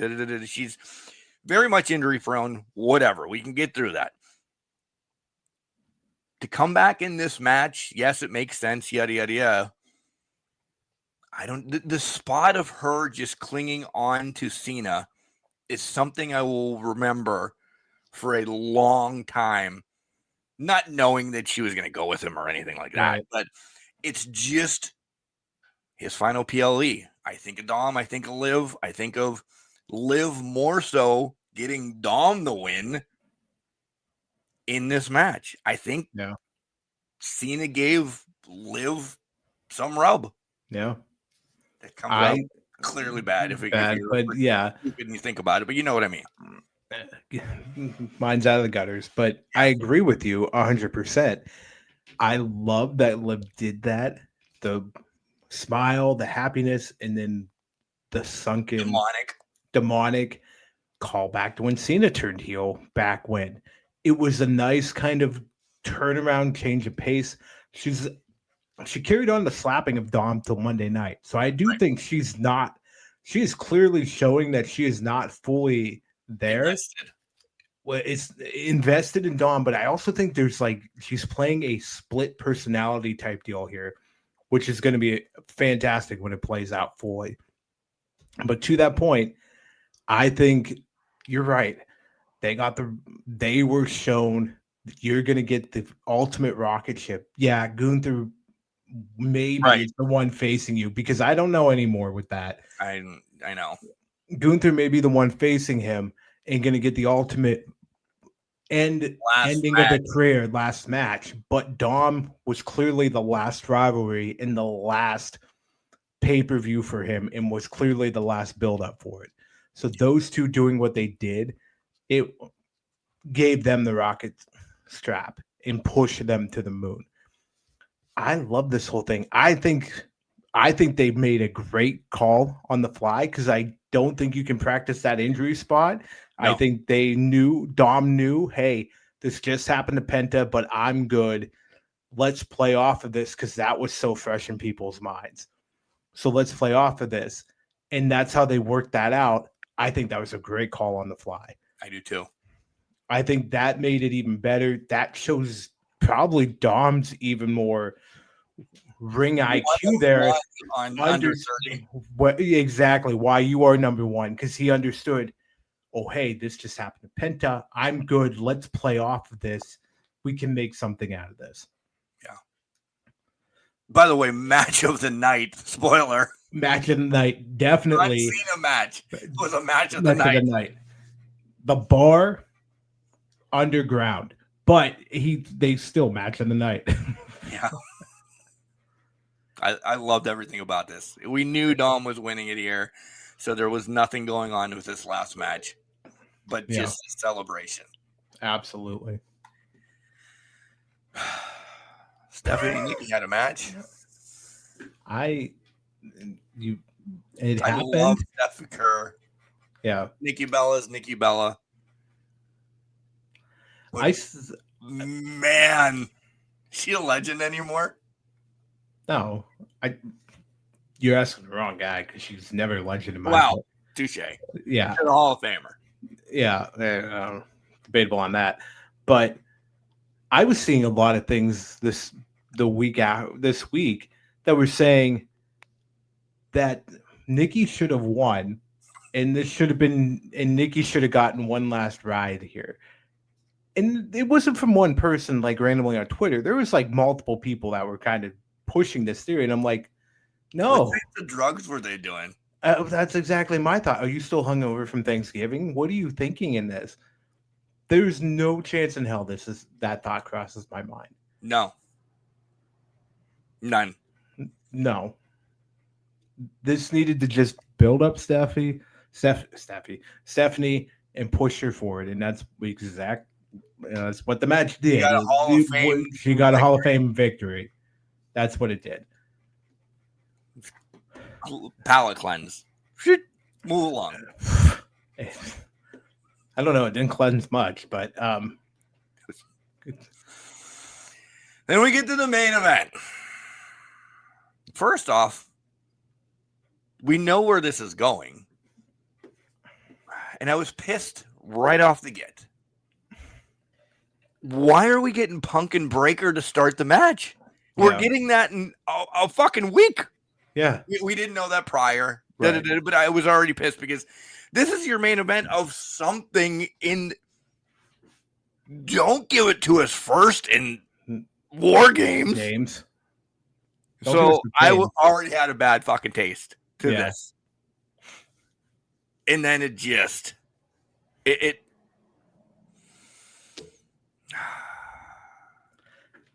I don't know. I don't know. Again, I didn't like anything about it. The best part I want to talk about is who the fucking Black Scorpion is. Yeah. Stir the pot. I agree. I don't know who produced these War Game matches on Saturday night. You didn't do a good job. No. I don't know. And you had the talent, especially in the men's, to book something special. Yeah. And you didn't do a good job. Yeah, Black Scorpion. Well, wait. We got Roman that's ready to challenge Cody again. Yeah. Because you looked at Punk. But we know that's not happening. No, and Punk accepted his hand. So they're on good terms. Cody didn't. So now we're pissed at Roman. Right. And the Usos look like they're back on, and this is not, I have to get it out of my head. They're back on an island again. They have no fucking clue what they're doing with them again. Yeah. Oh, 100%. Jay will turn heel. Oh, great. What's he turn heel against? Nothing. I want to see, who did I want to see? It was Cody and somebody. Why are we getting Cody and Roman? That seems like such a cop out because they lost Seth. Yeah. You're telling me no one could think of a better matchup?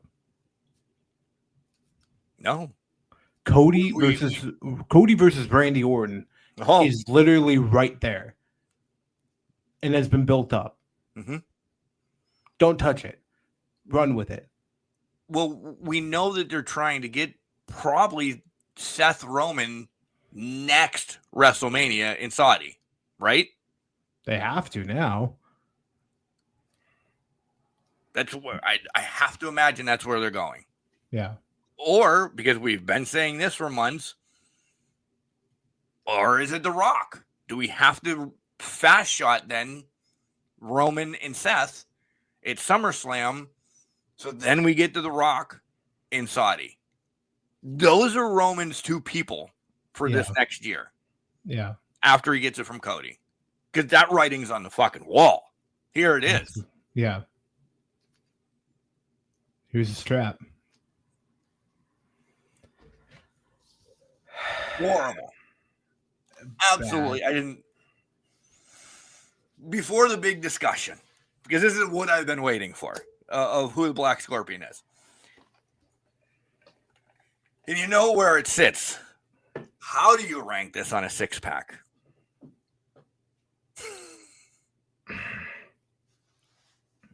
One. And who gets the... You're giving it one star.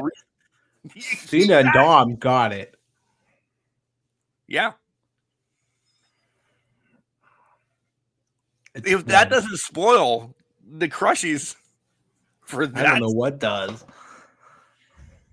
This was the worst few hours of my life recently. This was not good. The War Games, Cena and Dom brought me hope, and then it immediately bottomed out. Yeah. Badly booked, badly everything. I just not. And then ESPN then instantly said, this is not what we fucking paid for. We hope we get our money back. Yeah. Absolutely. And did you see, who was it? Paul Heyman or somebody leaked a conversation where they said, oh, Survivor Series is going to be very bland, so we could build up the WrestleMania. It's not bland. It's blatantly not trying. Do we get War Games again because Tony's clearly stolen it. Yeah. I think they have to burn it and come back. Give me Survivor Series match. If this men's match was a 5-on-5 Survivor Series match, I think we would have had a lot more success with it. Yeah. And I think the women's match. I don't think we need War Games every year. No. I think we can do. They struggled to build it this year. They did. If they were doing a traditional 5-on-5 match, would have been fine. Could we go back to the very first Survivor Series? I love that. Every match have 6 matches like this. Every match is 5-on-5, 4-on-4. Random ass people. Because it started 5-on-5, then it went to 4, and then whatever. Whomever, but bring it to me. Give me the lower card gets 1, mid card gets 1, top card gets 1. Throw 2 women's in there, and you're good. Yeah. Because you have essentially 10 matches then in the whole damn show. Yep. Between the amount of pinfalls, this, that, and the other. More than that, actually. Right. Because you can have one team run roughshod, just eliminate everybody. You have everybody but one eliminated. I mean, you guys know all the scenarios, and just make it like, I want to see who the lone survivor is. I would love to see. I think they only did it once, where they did the lone survivors fought in a ultimate survivor match at the end of the night. Yeah. Bring that back, because that was faces were like down 3-2. So then they had to kind of fight and crawl at the disadvantage. Perfect. Let them do that.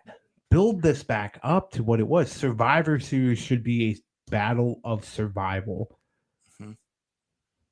Not a knockoff War Games. Yeah. I don't.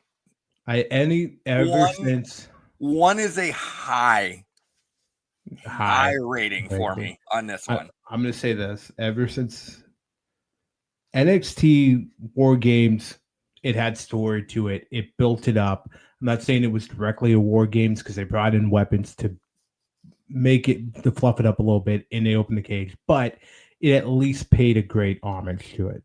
Right. Ever since it flipped over to being Survivor Series War Games, the women have stood out, but it really has been a cheap knockoff of it, especially when Blood and Guts came into play. Yeah. Yeah. I'm not saying there needs to be blood in War Games, but it's in the yeah, right. It needs to feel like there's a strategy to War Games. Right. We're having conversations. We're talking. Where's those old vignettes? Like, I remember in '94 Survivor Series, they went to every team's locker room to start it off, and they're in there pretending like they're having a conversation of, you got to take Diesel down. You take him. You do this. This is how we need to do this. That needs to happen here. That's the element that needs to happen here. Yeah. Make it a smart man's game within War Games.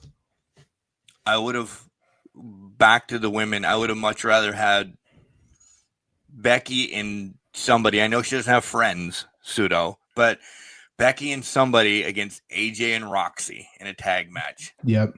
Because this was still only AJ's second match back. Continuing to shake the rust off. A tag team match can do that again instead of having it Seth and her and that storyline, which is dead for a while. It may roll, but we were getting to Becky and AJ anyway. So you have AJ and Maxine, who are friendly. Becky and Nia, why not? Yeah. AJ gets the same win. You could have done the same thing. Absolutely. No hate to Charlotte and everybody else who was in the match, but this match was only for those two. Yeah. In the men, it was only for one thing. The Black Scorpion. Yeah. So who do you think it is? My leading contenders theory. Okay. Spry could run up there, similar posture to what he had, got in, got out quickly. That's my thought. And To me, it has that's to the be easy answer. That is the easy answer, but to me, it has to be a young person. The way they ascended the cage up, down, kick, stomp, out. I don't think you're looking at anybody above the age of 30. Who do you got? It's the easy answer, and I love it because I'm completely on board with that. But I'm a shit stirrer. It's Sami Zayn. Okay. We're Why do you going think to heal Sammy because he's tired of being passed over all the time. Him and Punk have had a little bit of a run-in. He only targeted Punk. He wants his shot. He's been overlooked, underevaluated, almost the same. Trust me, the shoulders were broader, but we can do shit backstage to make that happen. Yeah. Sammy's agile enough. Yeah. I would love it to be Sammy and maybe stir something up there. I mean, we all know Braun's winning this title anyway. Essentially. Yeah. In my eyes, Braun, this title is for Braun. Seth comes back, and then you get Braun Seth that we were leading up to anyway at some point. Right? Yeah. Right. I think. Sammy has joined the Vision. Sammy is going to be, I don't know. But then Sammy would just be the lackey again. Right. But maybe Sammy fights Punk a little bit. When we find out who it is, yada, yada, yada. It's not Mox. It's not fucking Jericho couldn't be able to do that. I don't know. I would like it to be somebody that we don't think. I true-heartedly know in my mind it was Austin Theory. Yeah. But a little bit of a twist from WWE. Twist would be lovely from WWE. I mean, Austin Theory, again, easy answer. Maybe it's somebody from NXT. Maybe there's somebody down there like a Trick Williams that, hey, why not? Way too short for Trick Williams. I agree, but at the same token, why not throw him out there? You know, take the stand, do whatever you need to do with it. There's just an opportunity there for something. So I think NXT could play into it. I'm going to take the easy road. I like Sami Zayn. Did you know WWE put out a list of the potential attackers? Of course I did not. Yeah, of course you did not. That's because I came across it while we were talking. Okay. I could only imagine the clickbait that is on this. Oh, it's very clickbaity. But I will say to you, number 3 is Austin Theory and number 7 is Sami Zayn. Okay. So both of us are in here. Number 8 was AJ. Wait, how many did they put? They put 8. They only 8. What? Specifically 8. Don't know why 8, but 8. Okay. So AJ's 8. Not 6, 7. 8, 7. 6, 7. All right. AJ's 8. No. 6 is Becky Lynch. Doesn't make any sense. Listen. Are they getting a divorce? I love. That's a lot of, and I'm not saying this mean. That's a lot of doctoring to make Becky's shoulders that wide. AI can do wonderful things. Oh, then this was an AI. The people in the arena didn't see this person then. If it was AI, then why the hell did Punk just headbang the fucking? They could have just added shoulder pads AI style to the person. Okay, Becky Lynch at 7. Great, yeah. Listen, this list is not getting any better. Okay, 5 LA Knight. Well, wait, what happened to 6? Well, 6 was Becky. 7 was Sammy. 7 was Sammy. Okay, yeah, okay. 5 is LA Knight. All right, whatever. It's plausible, but he doesn't move that fast. No. Or that agilely. Yeah. No. 4, you're going to love. It's Gunther. John Cena. because you can't see him? Is Well, that you couldn't see him. because you You could not see him. Number hold on. Number 3 was Theory. 3. No, 3 was 2 is Theory. Oh. 3 is Seth Rollins. Plausible. Because it could be a whole thing. Maybe his knee wasn't as injured as we thought. Moves it forward, right? But then any time, like Seth has to get run over by a tank for us ever to believe. And I'm not wishing injuries on Seth, so don't think that. But he'd have to get run over by a tank for us to ever think Seth was injured again, because this is twice in 1 year he would pull this off. Agreed, but hey, twice in 1 year, better than nothing, right? That means also sacrificing your title for CM Punk to somehow get. You would have to sacrifice your title just to get the CM Punk again. And why does Seth need to be the Black Scorpion to do this? Oh, exactly. Why can't he? Why wouldn't he just come out? Yeah, by himself. Exactly. As himself, I mean. Exactly. Right. Okay. Now I'm hating it more, but okay. Okay. 2 was Theory. 1. Right. 1. Well, any guesses on what 1 would be? AJ Lee.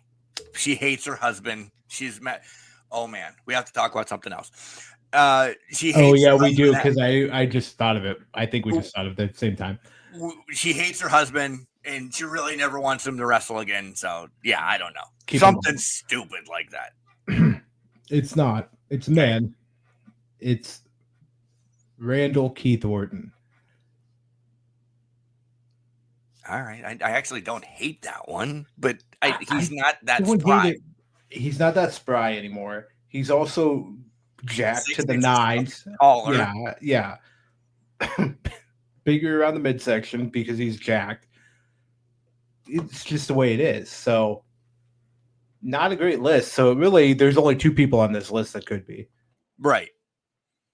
Sammy or Theory.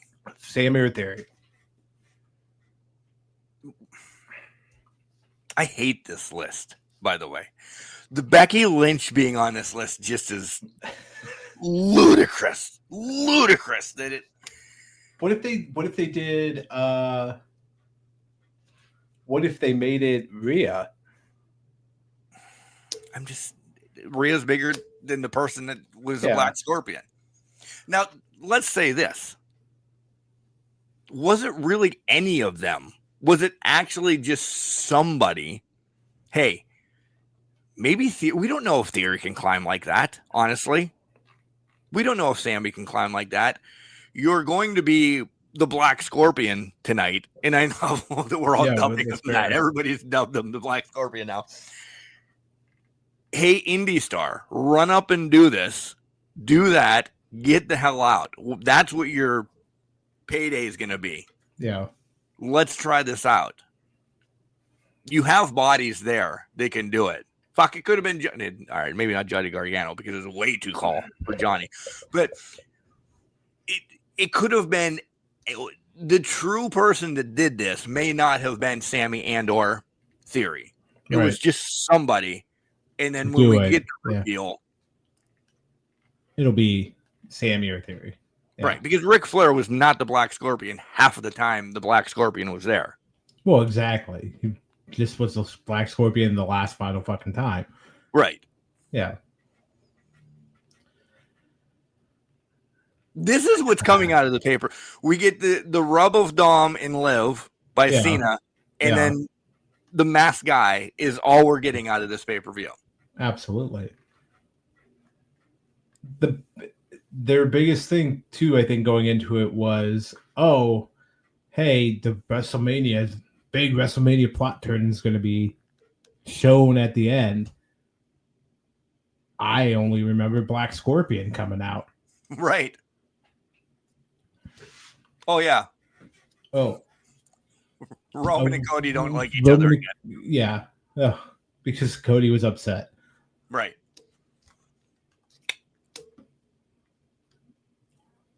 Bad news bears. Stupid. A 1 is high on the rating.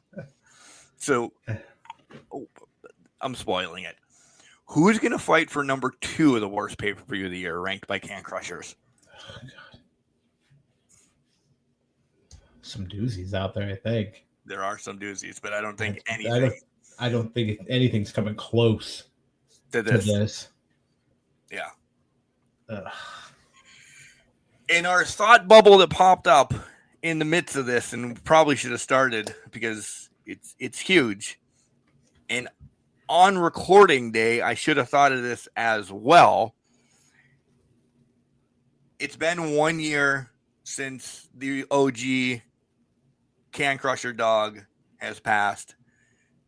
So, love you, Migs.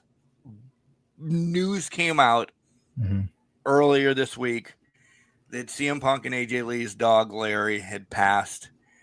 And I noticed CM Punk came out. He had Larry's dad jacket. He's been having on and about. He's worn it before. But he really grabbed it this time. And I thought, all right, we're playing something with Larry. I didn't think anything. But now after we find out that Larry passed, and Phil, April, if you happen to listen to this and you made it this far after us shitting on what you guys just did Saturday, I apologize for that, but not really. I send you my love. I send you my love because I know what Phil and April have done with Larry, and that's their child. So I love you guys. I'm so sorry Larry passed. Yeah, I'm truly sorry that Larry passed. This is losing a member of your family like that is not this can be destructive. It can really hurt and hit you hard. Throughout the years, I've gone through it, been through it, and it never gets easier. You love them, you cherish them, and you put them on the biggest pedestal of them all, and you can't picture your life without them. And it's unfortunate, and I feel for you guys, and God bless as you move forward. Yeah. It is before we were shitting on Survivor Series, because now we really have to bring it back up, essentially. But do you have anything else in WWE? I mean, next week we're going to be very Cena heavy against whomever he's taking on, and then just talk Cena stuff. Yeah, I think the only thing I'll say is I'm surprised Jay's not in the finals, but it opens it up to me. I think it is still Gunther, but I do think this kind of opens it up. Maybe it is LA Knight. Who knows? I think it's Gunther by a mile, but by a mile. It's going to be some type of holy moly victory roll up. Yep. Because, or are we going to have somebody start something with Gunther? Because Gunther's got nothing going on right now. He's lingering in purgatory. We don't know where he's going, where at least this could be another heelish thing that we build Gunther again for. Yeah. I don't know. We'll discuss more next week for sure. Absolutely. But we'll see. We'll definitely see. All right, buddy. What do you got going on this week? Oh, man. This week, the start of the holiday parties, apparently. So work holiday party. Deck the fucking halls for you. I know, right? Work holiday party. Bathroom Meadows organization, because we got to shift things around here. So a lot happening at my homestead, family homesteads, etc. So that's what we got going on. How about you? I run. And I run. Oh my God, I forgot about that one. Put that one on the list. That's got to go on the list. Yeah. You got to give the people what they want. You've heard that enough. That's why that's the title this week. Basketball started as we're recording yesterday, so kind of got my feet wet there. Got like 2 games next week, so it's really action-packed here, I guess. I should go to work a little bit the rest of the month. I mean, We'll see. That's overrated. Got some time to burn yet. That they're telling me you're gonna lose these, and I'm like, don't threaten me. Don't with a good time. Threaten me. By the way, I know we started this with running. I'm going to end it with running. I really like running in the afternoon, like right out of work, because I essentially am loose from work. Yeah. And I just run. There's a couple times that I ran last Saturday after the pit game.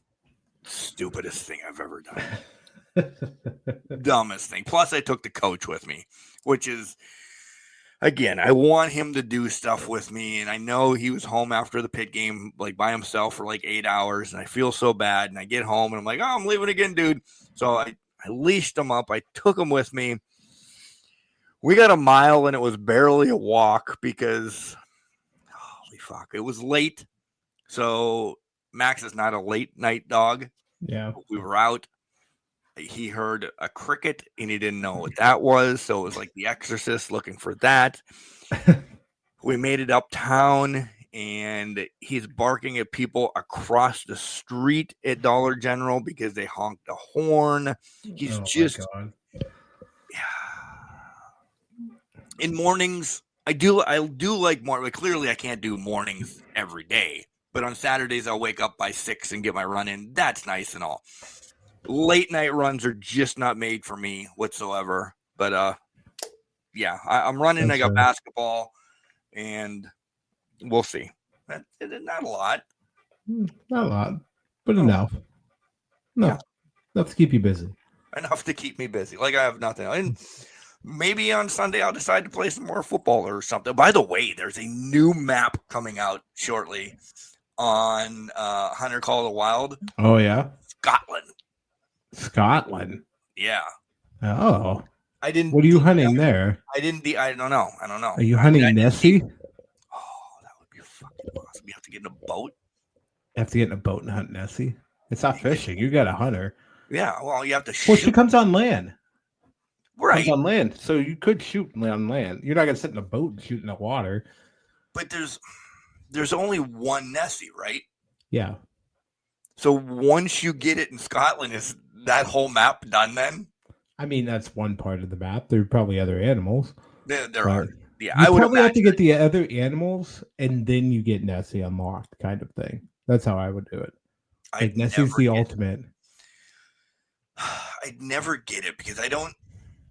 And everybody knows this. Listen to us. That I don't shoot right. I don't have the right guns to get diamonds and this, that, and the other. I don't go for the perfect shot. So I've never really gotten a diamond on the game because I don't do it right. If they're making it, you have to get, say there's 16 animals in Scotland and I need to get all 16 diamonds. Fuck, I'll never get to see Nessie then. I'm betting it's more just get 16 animals. Oh, well then. That would be fine. Yeah. That would be like, well, you guys want to know when I'm using vacation? Right now. Here's what I'm doing. I need to get Nessie. But then you have to search like all of Scotland for it. It's not going to be in a pub hanging out, is it? Well, maybe. That would be fun. You play a round of golf, then you go hunt Nessie. Every hole, take a shot. Yes. Hunter Call of the Wild. If you need more ideas, we got those too. We got them. We'll make a whole episode about it. Sure we will. People, they're love clamoring that. For it. They're clamoring for that content. One. All right, let's wrap this up, sir. You ready? Let's do it. Just because, wait, what? Remember, just because you're trash doesn't mean you can't do good things. You're a garbage can, not a garbage can not. Make sure you tell your loved ones that you love them. Because you never know. Whoop, whoop. 8 years, I still fuck it up. Unbelievable. Listen, I've been doing it all. I'm glad somebody else did it.